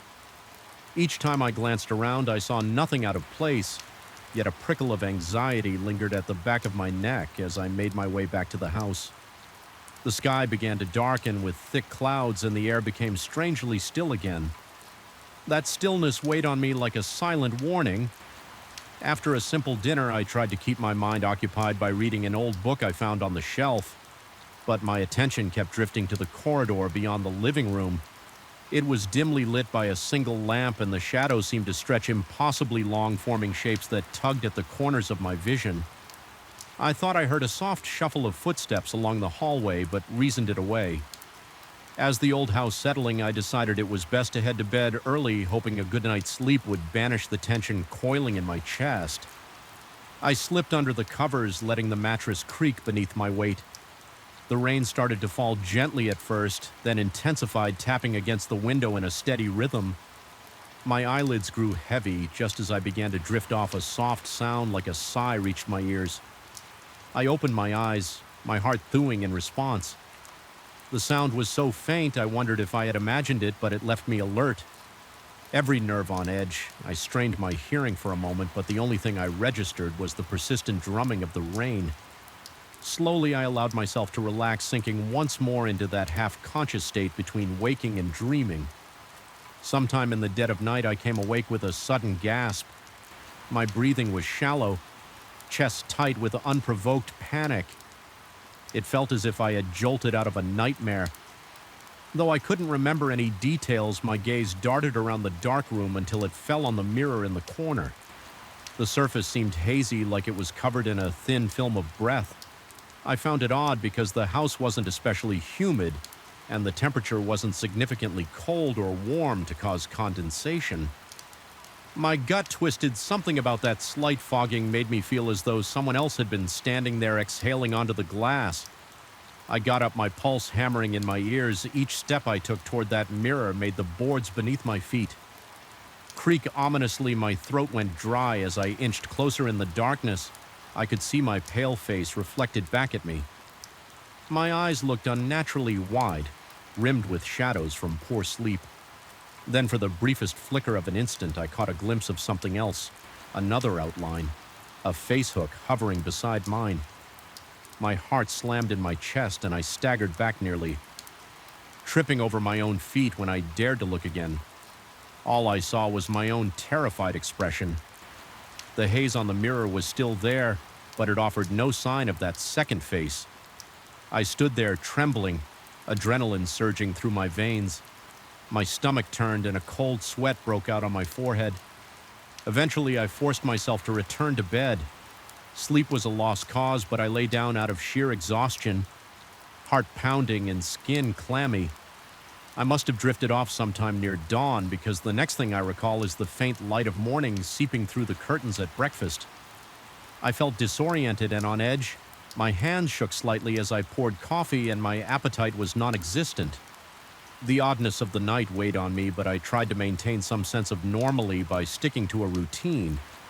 I cleared the table, walked outside to check the property line, and did my best to ignore the persistent feeling that I was being watched. In the periphery of my vision, I sometimes thought I saw a dark silhouette standing by the side of the house, but every time I turned my head, there was nothing, just an empty stretch of grass and a few leaning trees. The third night arrived with a suffocating heaviness. It was as though the air itself had thickened, making it difficult to breathe. My nerves were raw and my entire body felt tense. I settled into bed, leaving the lamp on this time, desperate to dispel some of the looming shadows. The mirror's reflection cast a distorted glow along the walls, creating wavering shapes. I tried to read for a bit, but every small noise, a creak of the floor, the rustle of the wind outside made me jump. Eventually, I turned off the lamp, hoping darkness might bring relief. Sleep was elusive. My mind conjured images of that mirror, remembering how the glass had looked clouded the night before, and how just for an instant I thought I saw another face. A chill crawled up my spine as I imagined that unknown presence hovering just beyond my line of sight. My heart rate surged every time I thought I heard a subtle shift in the room, like fabric brushing against wood or a quiet shuffle across the floor. Midway through the night, I felt compelled to check the mirror again. I didn't even fully understand why, perhaps a morbid curiosity or a need to confirm that it was still just a normal piece of furniture, forcing myself to get up. I walked toward it. My breath felt hot and ragged in my throat, and I could feel the thumping of my pulse in my wrists the closer I got. The more a sense of dread swelled within me. My skin prickled with goosebumps and my legs felt weak. Standing before the mirror, I saw my reflection cast in faint moonlight. My cheeks looked hollow, eyes sunken from lack of rest. The carved frame seemed to loom around me, almost pulsing in the dark. I leaned in cautiously, half expecting to see that phantom face again. But the glass was clear this time, showing only my own haunted features. Just when I was about to step back, I heard that faint sigh again. Only this time it felt like it was right behind me. My throat went tight, and I snapped around, certain I would see someone in the shadows. There was nobody. I walked back to the bed with shaky legs. Every muscle in my body tensed as if ready to bolt sleep. Never fully came after that. I lay there, eyes squeezed shut, forcing myself to keep breathing. The darkness felt alive with watchful eyes, and I was certain something lurked just outside my vision. My heart pounded so violently that my chest hurt by morning. I resolved to investigate the mirror's origins. There had to be some explanation, perhaps a family myth or a rumor about the house that I'd never heard before. I looked through the dusty shelves, flipping through old notes and letters. It was mostly mundane records about harvests, livestock repairs, nothing that hinted at anything supernatural. Yet as I rummaged through the drawers, I found a small scrap of paper containing a brief mention of an unsettling presence in the upstairs mirror. The handwriting was old and faded, and it offered no details. I stared at the words, my heart lurching with recognition. It seemed I wasn't the only one who had felt something unnatural about this object all day. The sense of being watched dogged me. I kept seeing shapes just out of my field of vision. A flicker of movement near the staircase, a suggestion of a figure peering through a window whenever I turned. No one was there. My paranoia grew with each passage hour, culminating in a near constant tension in my shoulders. Even the air smelled wrong, damp and sour like stagnant water. Night fell once more, and I dreaded returning to that room. My mouth felt as dry as if I had swallowed chalk, and my palms were slick with sweat.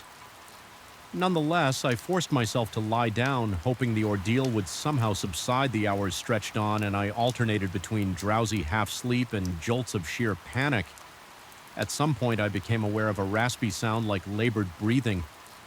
Just a few feet away, my eyes flew open, and I stared at the blackness, scarcely daring to move. My arms felt paralyzed, my lungs refusing to draw air. Naturally, the noise persisted, filling the silence with a slow, agonizing rhythm. I mustered the courage to flick on the lamp.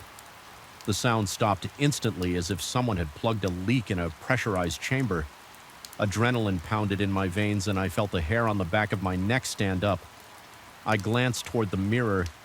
It was angled in such a way that from the bed I could see part of the room reflected, including the door. This time I saw a subtle blur in the reflection, like a smear of darkness that did not match any object in the room. My heart hammered so loudly that my ears rang and my skin broke out in goosebumps again. I realized the mirror was showing some presence I couldn't identify. It wasn't a clear shape, but a faint distortion similar to heat waves. Rising off asphalt in summer, only it was darker, colder. I kept staring, my eyes watering from the intensity of my own fear. Then the shape seemed to move. It slid across the glass as though pacing back and forth. The breath caught in my throat. I felt utterly helpless in that moment, pinned by my own terror. My mind raced with questions. Was I hallucinating? Was something truly in this house? Or was the mirror itself cursed, desperate and terrified? I leapt from the bed and grabbed a blanket. Without looking directly at the mirror, I hurled the blanket over it. Covering that polished surface, my heart was pounding so forcefully it hurt, and I took several gulping breaths just to keep from fainting. The sense of dread in the room was overwhelming, but at least I could no longer see that shifting darkness in the reflection.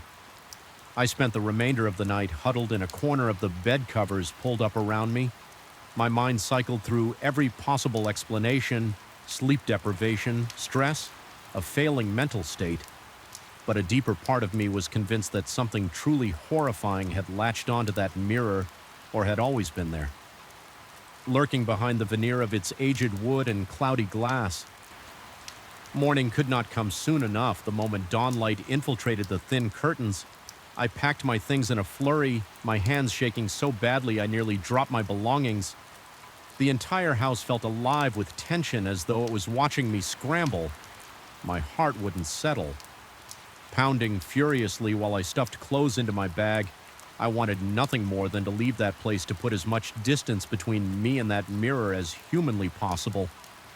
I left the blanket draped over the mirror. I couldn't bring myself to look at it one last time.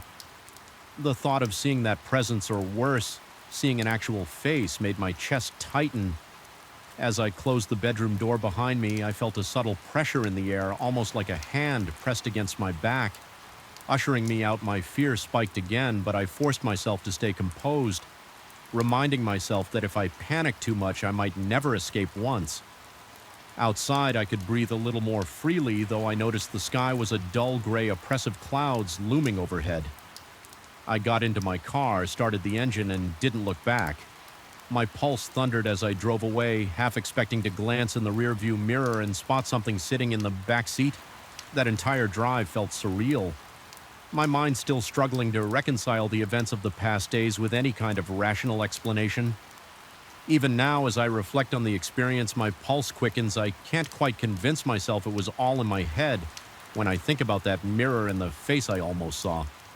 I feel a cold sweat break out on my skin sometimes in the dead of night. I jolt awake, convinced I hear that faint sigh drifting across the room, or see a haze forming on a reflective surface.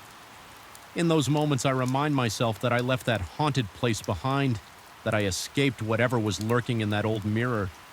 But there's a part of me that can't help wondering if it followed me, slipping out through the corner of my eye, finding its way into my reflections.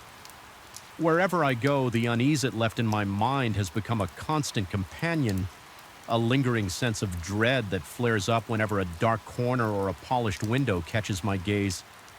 Sometimes late at night, I catch myself holding my breath, listening for that quiet sigh, waiting for the next sign that I'm not alone. And every time I pass by a mirror, I catch myself pausing, fearing that if I look too closely, I might find something staring back that isn't me. A biting wind lashed the side of our car as if nature itself tried to warn us away from the road. That night, the headlights carved weak tunnels through the thick darkness, revealing little but swirls of dust and endless stretches of scraggly weeds. There was no moon to comfort us, only a mass of storm clouds closing in, swallowing the sky and leaving me with an unshakable sense that we were driving into something we should never witness. My hands felt clammy on the steering wheel. My heart pounded so violently that each beat seemed to echo within the silent interior. Even my friend, who usually possessed an unflappable excitement for roadside adventures, had grown unusually quiet. It was the kind of night when the world seemed hollow, and yet everything was charged with the promise of menace. I recall that we had set out earlier that day with bright intentions. We wanted a collection of off-the-beaten-path photographs, something to impress other enthusiasts who swore by tourist traps we'd planned meticulously, layering up memory cards and external batteries, convinced that our spontaneous route along old unmarked back roads would yield stunning shots of abandoned barns and rolling fields by the time the sun sank behind the hills, leaving the landscape dull gray. I already felt a sense of creeping unease. We were deep in the middle of nowhere with the next town pinned on a map that looked more theoretical than actual. My friend had said we'd find a small motel if we kept going north, so I reluctantly agreed to continue, but as we turned onto a pitted dirt road around 10 at night, a hollow feeling in the pit of my stomach told me we were making a mistake. The only light came from our high beams, feeble and flickering, illuminating twisted fences and occasional clumps of trees that leaned across the road like conspirators. The notion that we might see a house or another car seemed increasingly far-fetched. The place was eerily deserted. Then I saw him, a lone figure walking on the shoulder, no jacket, no visible bag arms hanging at his sides. At first, I nearly convinced myself I was hallucinating. No one would be out there in the freezing wind with darkness engulfing all directions. But there he was. I slowed down reflexively, uncertain if he needed help, and that was when he lifted one hand in a stiff motion, signaling for us to stop. His face, illuminated by our headlights, was painfully neutral. His eyes held no warmth or desperation, only a stillness that set my nerves ablaze. I could not explain why, but something in that gaze made me feel as if I were an intruder. My friend murmured that we should offer him a ride, but I found myself shaking my head. Every instinct told me to keep going. I gave the slightest nod of acknowledgement to the stranger, but pressed on the accelerator. I saw his expression remained unchanging through the side mirror, and the reflection of his eyes never wavered. Even as the car picked up speed, he stood there motionless. Staring after us for the next 30 minutes, the road seemed endless and suffocating. My friend asked repeatedly whether we had made the right choice, but I barely managed to answer. Instead, I felt my skin prickle with waves of cold sweat. The hair on the back of my neck stayed stiff, as if expecting an invisible hand to clamp down at any moment. When we finally reached a dimly lit gas station, relief washed over me in trembling currents. The sight of fluorescent lights, the distant hum of a soda machine, and the ordinary clutter of parked vehicles felt like a lifeline to sanity. I stepped out, legs shaky, noticing the battered sign listing outlandish gas prices. I filled the tank in silence in the background. My friend was telling me we should at least mention the man to the station attendant. I only nodded absent-mindedly, too unsettled to form coherent words. Inside, the station attendant seemed disinterested, responding with non-committal shrugs when my friend recounted that we'd seen a man on the roadside. He casually mentioned that drifters sometimes pass through, though not typically this late yet. There was something in the attendant's voice, an edge of forced calm that only magnified my apprehension. Perhaps he had encountered something similar before and was making every effort not to spook us further. When my friend asked if there was a more direct route ahead, the attendant simply suggested staying on the main gravel road for another hour. If we kept going, we would eventually reach our intended motel.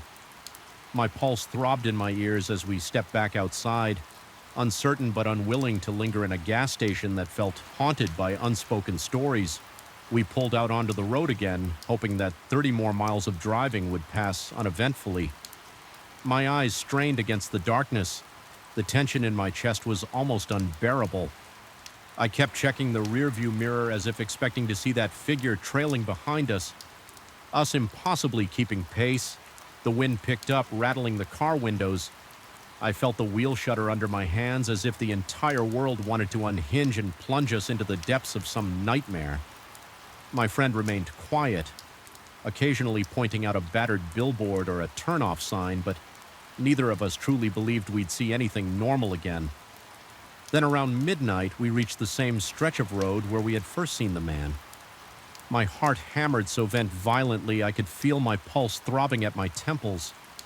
Sure enough, there he stood this time in the middle of the lane directly in our path. I slammed my foot on the brake, the car fishtailing slightly on the gravel. The man's posture was rigid, hands by his sides, that same eerie stillness in his eyes. I became hyper-aware of every tiny detail, my breath rattling in short bursts, sweat trickling down my back, the dryness coating my mouth. My friend whispered that we should roll down a window and ask him what he needed, but I refused, my voice trembling as I insisted we turn around. I made a sharp U-turn, tires kicking up a cloud of dust that spiraled around the man in the swirling haze. I thought I saw him smirk, though the taillights only highlighted his silhouette. Fear expanded in my chest, making it hard to breathe. I took an alternative route, longer, more potholes, less signage, anything to get away from that figure. A sense of panic pulsed through me with every mile I put between us and him.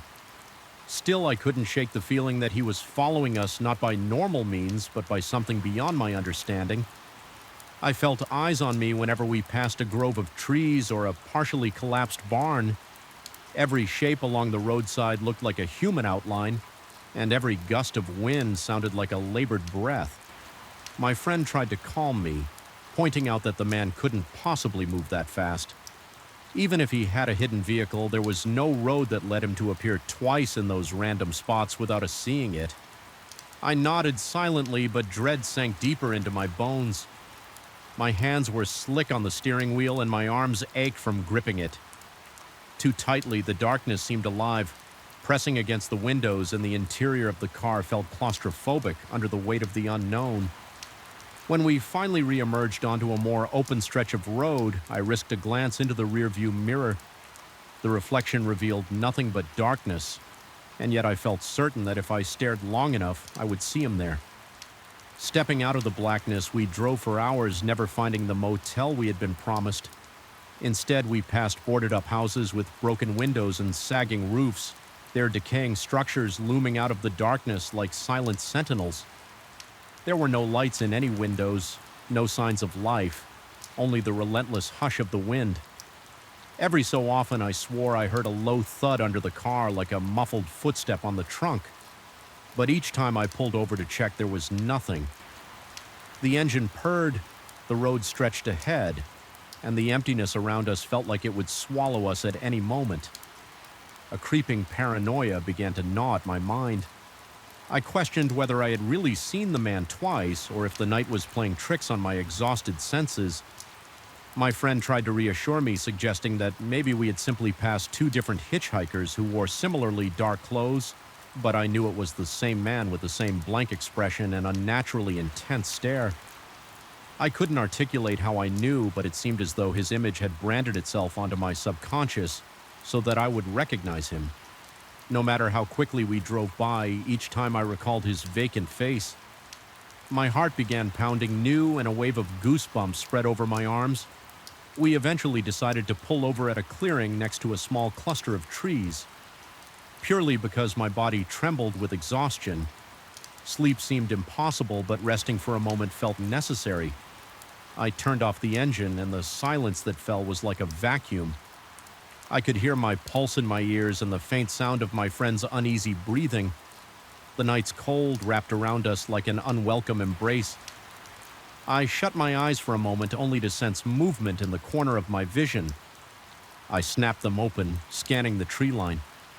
My breath caught in my throat when I noticed a faint shape between the trunks, tall and motionless. I couldn't make out a face, but I felt certain it was him watching. We quickly got back on the road, no longer interested in rest, and tried in vain to lose ourselves in the labyrinth of backcountry lanes. Soon the road's condition worsened, forcing me to drive slowly around massive potholes and jagged rocks. Each jolt of the car sent a fresh spike of adrenaline coursing through me. I imagined the man stepping onto the road around every bend or materializing in the back seat. When I glanced away, my friend stopped making conversation altogether, perhaps feeling my terror bleeding into his own psyche. The atmosphere grew stifling. Each passing hour felt more surreal, as if we had entered some half-forgotten realm where time and distance no longer followed any logical rules. The final straw came when my headlights illuminated a figure on the horizon standing perfectly still in the middle of the lane. Yet again, it was impossible, but I knew it was him. Before my mind could form the thought, my body reacted on pure instinct. I swerved violently, nearly driving into a ditch. My friend shouted something incomprehensible. I gritted my teeth, spun the wheel, and somehow regained control of the car. By the time we straightened out, the road ahead was empty. No sign of the man. My heart hammered as if trying to break out of my chest. A slick film of sweat covered my forehead and my lungs ached with each panicked breath. I pressed the accelerator, ignoring the violent bumps as I sped away from that spot hours later, though it might have been mere minutes as my sense of time was utterly warped. We saw a timid glow in the distance. It turned out to be a pair of old floodlights. Illuminating a rickety metal sign, it marked the edge of a small town we'd never heard of, but at that moment it felt like a divine beacon. We pulled into the single motel near the sign, and I practically stumbled out of the car, legs numb and heart still drumming. My friend muttered that he didn't care what the room looked like. We just needed a roof over our heads, a locked door, and a chance to breathe. The lobby was empty, with a note that said the key was under the mat. If we arrived late, we found it stumbled to a musty-smelling room and bolted the door behind us that night. I couldn't sleep. Every time my eyes drifted closed, I felt an invisible presence. Just beyond the window, my heart wouldn't slow its gallop. Each rustle of wind made me tense, half convinced the door handle was about to turn. At some point, I sank into a restless doze filled with swirling images of headlights, empty roads, and that piercing stare when morning finally arrived. The grim pale light gave me no comfort. I felt as though I had escaped a labyrinth of nightmares, but I could not shake the certainty that something had followed me out. We left that town as soon as we could, opting for a more populated route back to civilization. Yet even in daylight, every roadside figure triggered a jolt of panic, and my chest constricted until I was certain it wasn't him. I've replayed those events countless times since I've wondered whether I hallucinated the entire thing, or if we inadvertently crossed paths with something not entirely human. Sometimes in the dead of night, I recall the way his eyes looked under the headlights, cold, unblinking, as if dissecting my soul with a single glance. To this day, I still feel unsettled whenever I drive alone at night. The memory of that silent man at the edge of the road persists, a ghostly reminder of the boundaries we crossed in our quest for hidden places. I often ask myself what would have happened if I'd stopped the car or if I hadn't seen him in time, but perhaps the most terrifying question is how he managed to appear again and again, defying the logic of time and distance. I've tried to rationalize it, suggesting he might have had some vehicle stashed away or that he was simply a drifter with uncanny luck. Yet deep down, I sense an answer far more disturbing. Even now, I sometimes dream that I'm driving down a deserted road at midnight, the air thick with dread, the darkness absolute in the dream.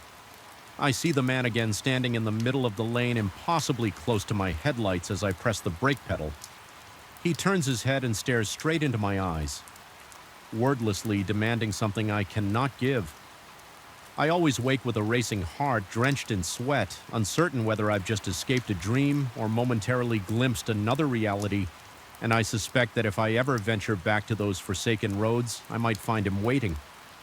Eternal, silent, and inescapable, the thought still sends a cold shiver through my entire body, a reminder that not all roads lead to places we're meant to go.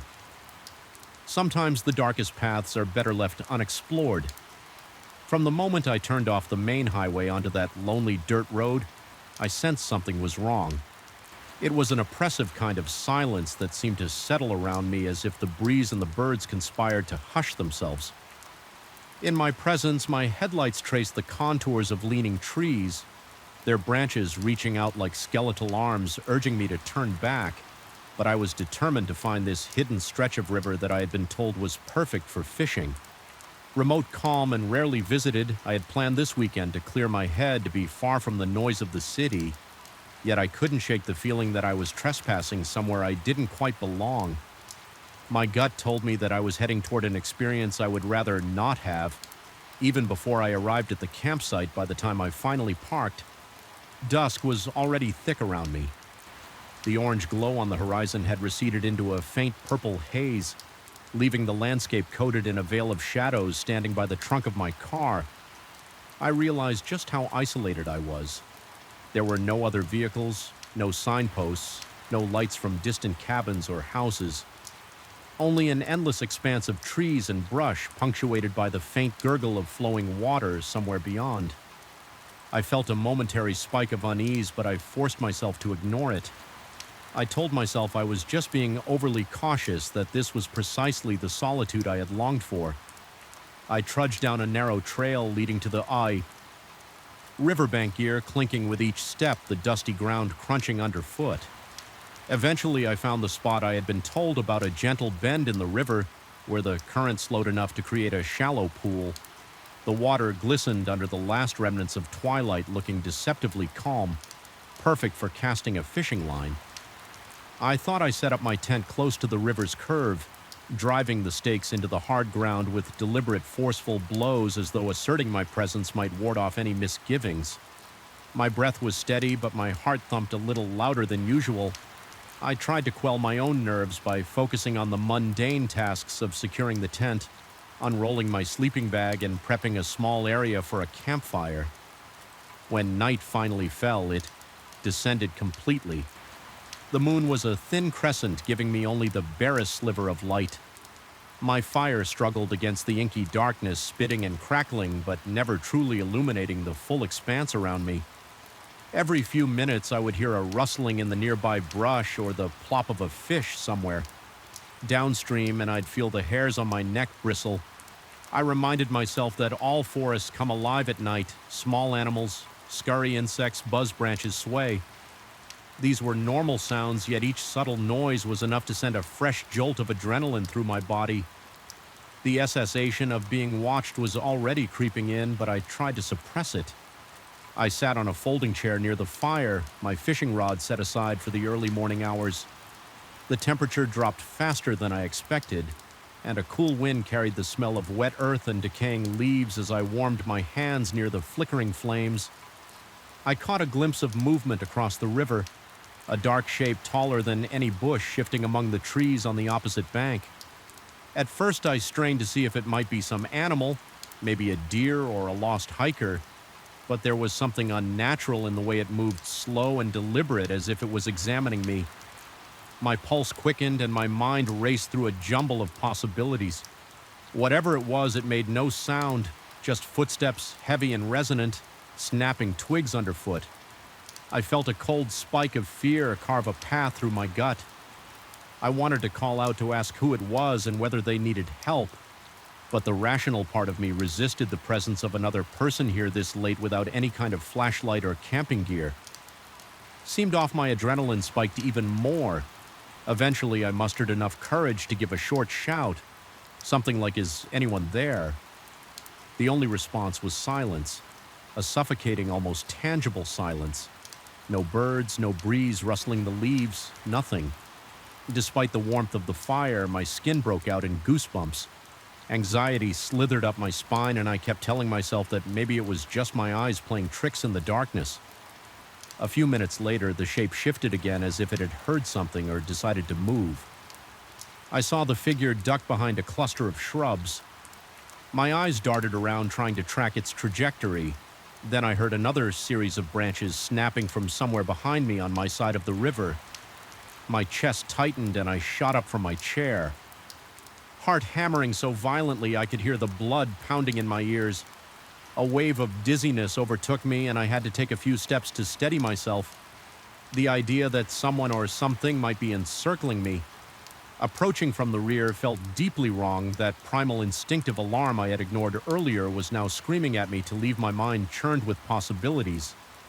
Perhaps it was a trespasser, a stranger living off the grid, or an over-inquisitive hunter.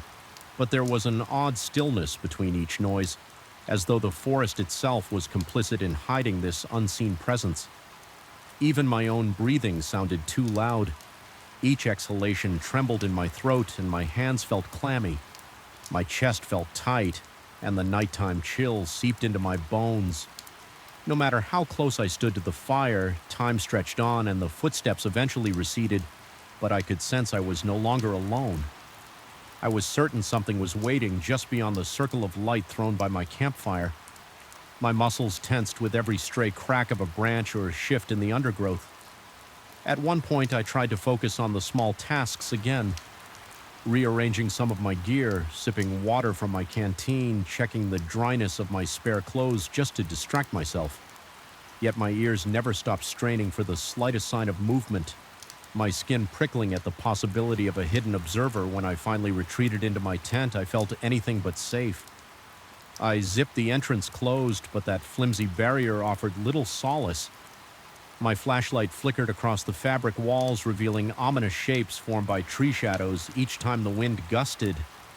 It produced a faint scraping along the tent, making me jolt. My heart rate refused to settle, and I lay there with my eyes wide open, ears attuned to every whisper of the night in the darkness. My imagination began to spiral, conjuring images of silent figures crouched just outside, waiting for me to drift off. I tried to calm my mind by counting my breaths, reminding myself that I was simply spooking myself in an unfamiliar place, but logic felt feeble against the suffocating fear that clenched my entire body. Eventually, I sank into a restless sleep, more from sheer exhaustion than from any real sense of security. I awoke in the gray pre-dawn light, feeling groggy and disoriented. My back ached from the uneven ground, and my throat was parched for a moment. I convinced myself that the unsettling events of the previous night had been exaggerated by fatigue as I stepped outside. The river drifted lazily by, and a light fog hovered over the surface. Birds chirped cautiously in the distance, and the forest seemed almost peaceful. I wanted to believe that the sense of dread had been just my nerves. I gathered my fishing rod, positioned myself near the shallow pool, and cast my line. The anticipation of a catch was a small comfort. I tried to immerse myself in that routine, letting the rhythm of reeling in and casting out lull me into a temporary calm. Yet every now and then, I'd notice something off: footprints in the damp soil oil along the bank that certainly weren't mine, or bent branches overhead that seemed too high for me to have caused. Every unexpected detail tugged at my renewed anxiety. Around noon, I decided to move around a bit, scouting a different part of the river's bend. As I hiked through the patchy undergrowth, I found signs that someone had passed through: recently broken twigs, fresh imprints in the mud, even a tuft of fabric stuck on a branch. The color of the fabric was a dark, muddy shade, something that could easily blend into the shadows immediately. I felt that spike of unease return. There was no rational reason for anyone else to be out there without a visible campsite or vehicle nearby. By late afternoon, a bank of ominous clouds had rolled in, turning the sky a sickly gray. Thunder growled in the distance, the forest grew dim, shadows stretching across the ground like long fingers.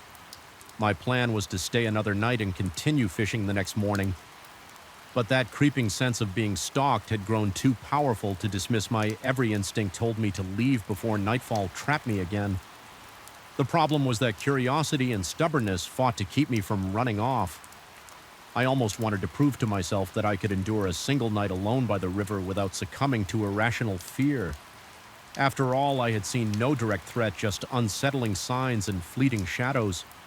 That second night, I tried to set up a larger fire, gathering extra wood in hopes it would burn longer and brighter. A gusty wind made the flames dance unpredictably, casting wild shapes across the trees. The shadows twisted and elongated in ways that looked almost animate. My pulse quickened each time a flicker of light suggested a silhouette lurking at the edge of the woods. Occasionally, I heard something: a footstep, a broken branch, or maybe just the wind, but it always seemed too measured, too intentional to be random. Forest noise, it was like the presence I'd felt the night before was still there. Watching me, assessing me, the night dragged on my stomach, churned with each minute that passed. My breathing felt labored, as if the air were heavier than usual, pressing down on my chest. At one point, I stood brandishing the largest stick I could find. Feeling foolish, but too scared to be embarrassed, I even tried to speak aloud loud in a halting, quivering tone, insisting that whoever was out there show themselves or leave me alone. My voice sounded small and desperate, swallowed up by the surrounding darkness. In the moments after my outburst, the forest seemed to hold its breath. My heart pounded so loudly I was sure it could be heard for miles. Then faintly, I caught a glimpse of movement through the trees to my left. It was a shape hunched, but tall. Swaying slightly, my eyes strained. But the darkness made it impossible to see features. My scalp prickled and my body broke into a cold sweat. I took a trembling step toward the shape my makeshift club gripped tightly, and I nearly gagged from the metallic taste of fear pooling in my mouth. The figure seemed to drift back into the gloom, leaving me gasping for air. The rest of that night became a haze of anxiety. I felt sure that at any moment something would lunge out of the darkness, or the tent walls would collapse under some assault. Yet it never came. Instead, I was tormented by a deep, persistent paranoia. Every shift of the wind sounded like footfalls. Every crackle of the fire made me twitch. My thoughts spiraled into madness, and I questioned whether I was hallucinating or if something unearthly truly prowled the riverbank. My entire body trembled and my throat stayed desert dry. No matter how much water I sipped when dawn finally broke, it didn't bring relief. My nerves were shot, my eyes blurry from lack. Of real sleep, the fire had long since died out, leaving only a ring of ashes smudged into the dirt. Birds started their morning calls again, but I found no comfort in their routine. I realized I needed to leave no matter what. My equipment was scattered around the campsite, and I hurried to pack it with shaky hands. I glanced over at the river, now a dull green under the early morning light, and I sensed a lingering presence just beyond the mist. It felt like the trees themselves were straining to watch me as I gathered my belongings during the frantic dismantling of my camp. I noticed something etched into the bark of a nearby tree, an odd symbol like interlocking spirals carved so deeply it exposed the pale wood beneath. I hadn't seen it before, and I had no clue who might have done it. An involuntary shudder coursed through me. It was one more sign that someone or something had been closer than I ever realized. During the night, I felt exposed and foolish for staying as long as I had. I practically sprinted back to my car, constantly looking over my shoulder, convinced that any second I would see that dark figure skulking through the trees behind me. My shoulders were knotted with tension, my shirt damp from cold sweat. My mind raced with jumbled thoughts, and my chest felt tight with unresolved dread. After what seemed like an eternity, I reached my vehicle, threw my gear in, and slammed the door. My hands trembled as I turned the key in the ignition. The engine roared to life, and for a split second I thought I saw a movement in the side mirror. Just a flicker of black darting among the trees. My lungs seized. I couldn't bring myself to look more carefully. I floored the accelerator, tearing down that dusty road, not caring about potholes or the branches scratching the sides of my car. As I merged back onto the main highway, the weight in my chest eased just enough for me to breathe more freely, yet I still felt contaminated by the place I had just left, as though I brought back a piece of its darkness with me. I kept expecting to see some shape in my rearview mirror or notice footprints by my car door when I stopped for gas. The experience clung to me like a heavy fog refusing to dissipate. Even hours later, back in the familiarity of city streets, my mind couldn't let go of the notion that something had watched me out there and had followed me at least to the edge of the forest. I couldn't rationalize what I had seen or thought I had seen. My imagination might have filled in the gaps of a completely normal set of circumstances, or perhaps something truly strange resides in that isolated bend of the river, something that defies common explanation. Even now, whenever I close my eyes, I still hear the crunch of leaves, still see a tall, shifting shadow in the corner of my vision, and still feel that laden fear coursing through my bloodstream. No matter how many times I tell myself it was just paranoia, a part of me remains unconvinced. I'm left with the unsettling knowledge that there are places where nature is indifferent, where isolation warps the mind, and where something unnamed might be waiting to be encountered. And if you ever find yourself following a deserted trail to a secluded river bend, remember sometimes you are not alone, even when you desperately want to be. I remember the stifling weight in the air before I even set foot inside that decrepit wooden shed. The night was moonless, and the entire farm seemed to be holding its breath as though afraid of what might happen next.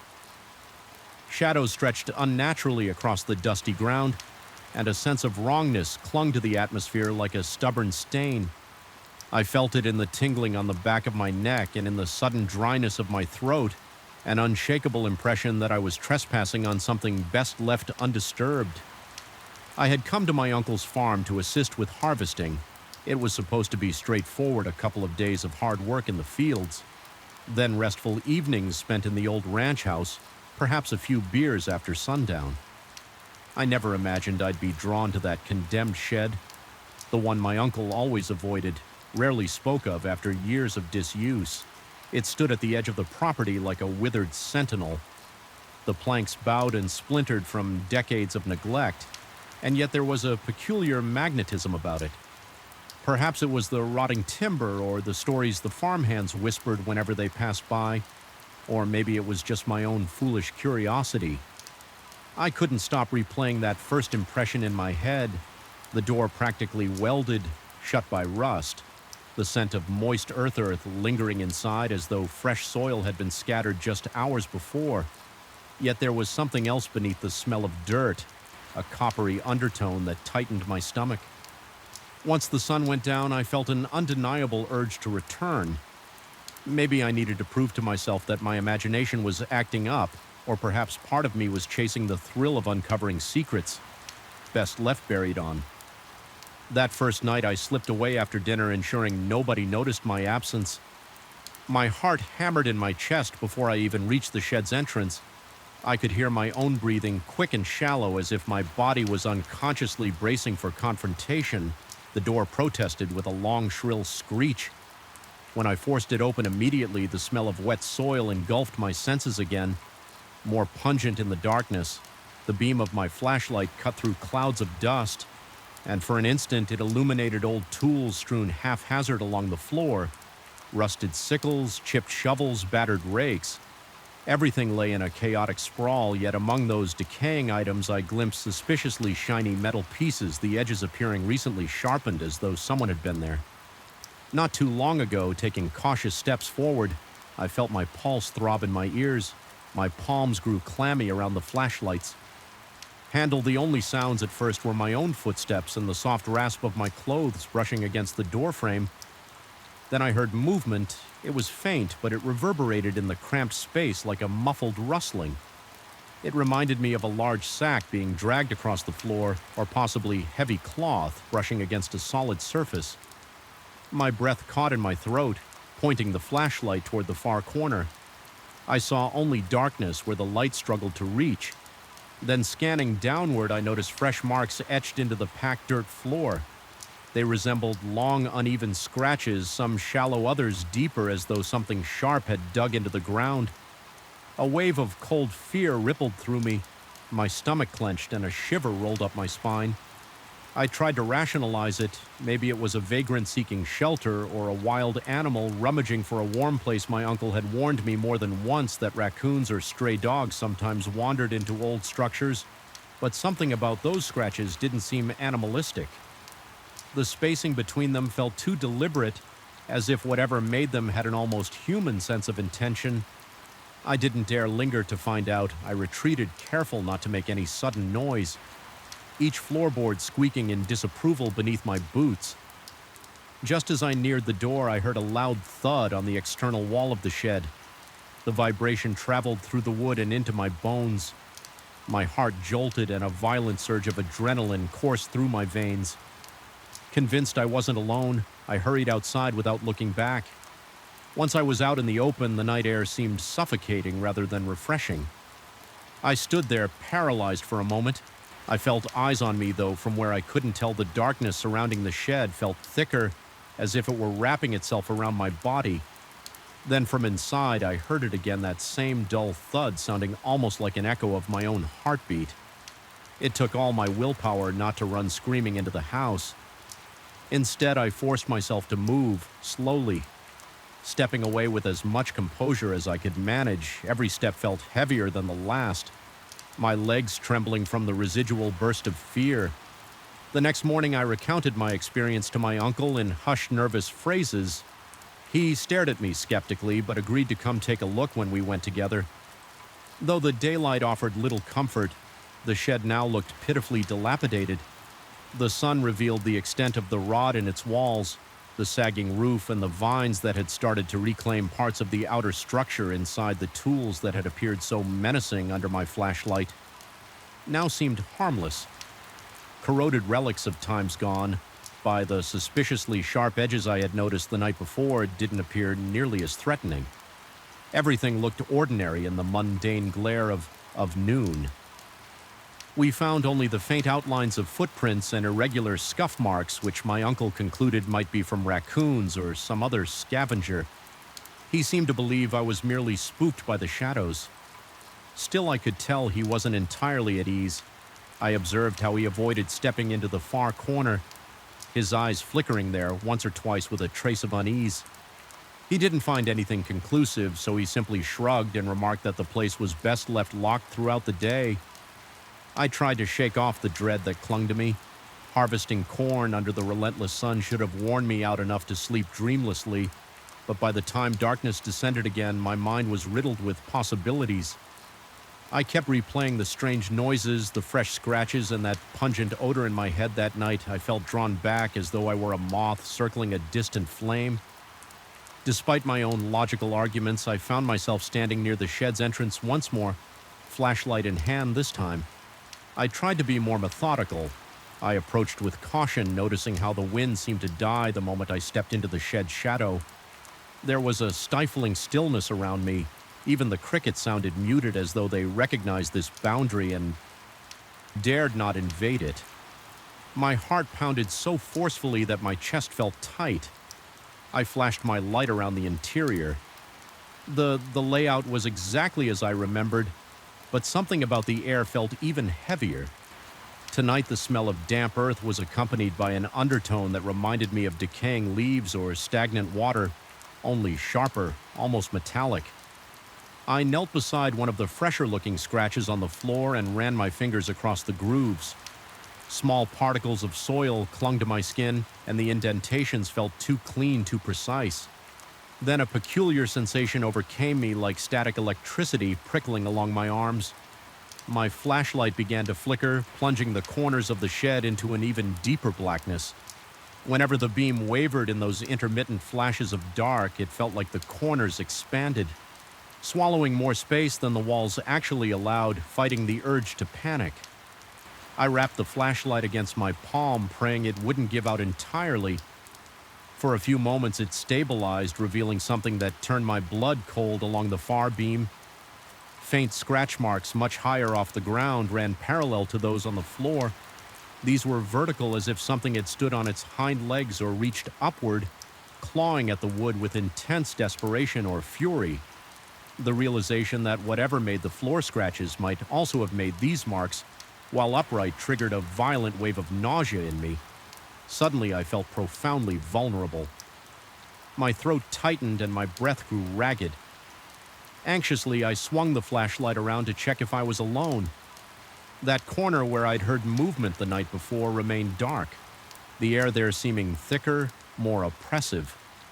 Each breath I took felt shallower, my lungs constricting as though rejecting the heavy odor. The boards beneath my feet groaned with every shift of my weight, adding an eerie soundtrack to my growing dread.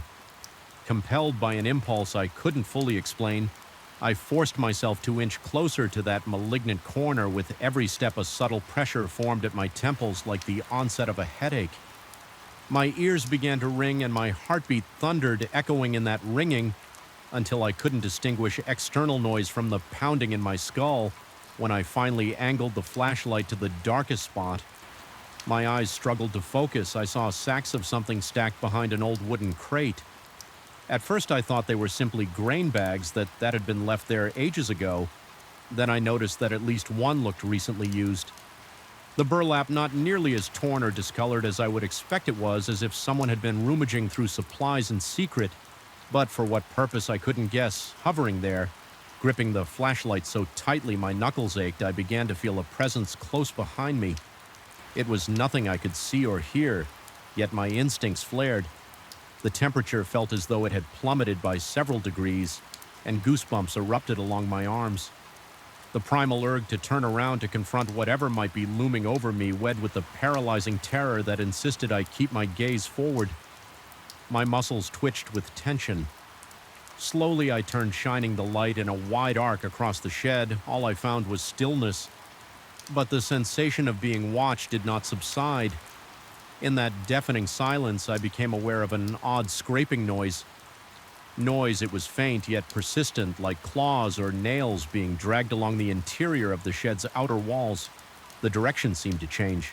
First one side, then another. It circled me, raising every hair on my neck. My mouth went dry, my tongue turning thick and useless. A queasy feeling settled in the pit of my stomach. My rational mind insisted there had to be a logical explanation. Possibly rats or wind catching stray branches or an echo of the barn's old wooden frame. Contracting, but something about the pattern of those scratchy sounds was too purposeful, too relentless a memory of overhearing the farmhands suddenly flash through my mind. They had been talking about hearing inexplicable noises from the shed at night. Their hushed tones and fearful expressions came back to me. One of them mentioned that whenever he approached, everything went silent, as though the place itself was holding its breath. Another claimed to have caught sight of a silhouette moving behind the walls. But when he investigated, he discovered only cobwebs and dusty crates. I had dismissed it as gossip. Now I realized that something inhumanly aware might have taken residence. Within these walls, a wave of panic surged through me, and I knew I had to leave my chest constricted with each breath. The flashlight wobbling in my trembling grip as I backed away, the boards underfoot seemed to protest louder. Each creak magnifying my alarm. I tried to swallow, but my throat felt constricted and beads of cold sweat pulled along my hairline. My flashlight flickered again, plunging me into short staccato bursts of dark. In those momentary blackouts, it felt like the air pressed in closer, as if something intangible was trying to smother me. My pulse soared so high I could practically feel my heartbeat in my eyeballs. When I finally reached the threshold, I half expected something to grab me from behind. The sensation was so strong that I flinched. Involuntarily, I scrambled out into the open air, gulping it in desperately, as though I had just broken the surface after being submerged underwater.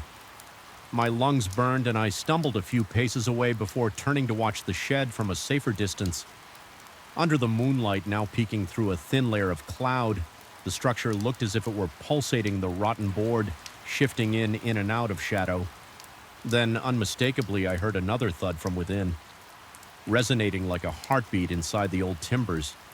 It was almost a response to my escape, a reminder that it was still there. Aware I didn't sleep that night, my mind replayed every second of what I just experienced. Each time I closed my eyes, I saw the scratches, felt the suffocating cold at my back, heard the relentless scraping along the walls. It took all my willpower not to sprint to my uncle's room and wake him with my confessions instead. I lay in the darkness, heart hammering, staring at the ceiling until pale dawn light crept through the window. The following day, I gathered every ounce of courage and confided in my uncle, once more describing the new things I had seen.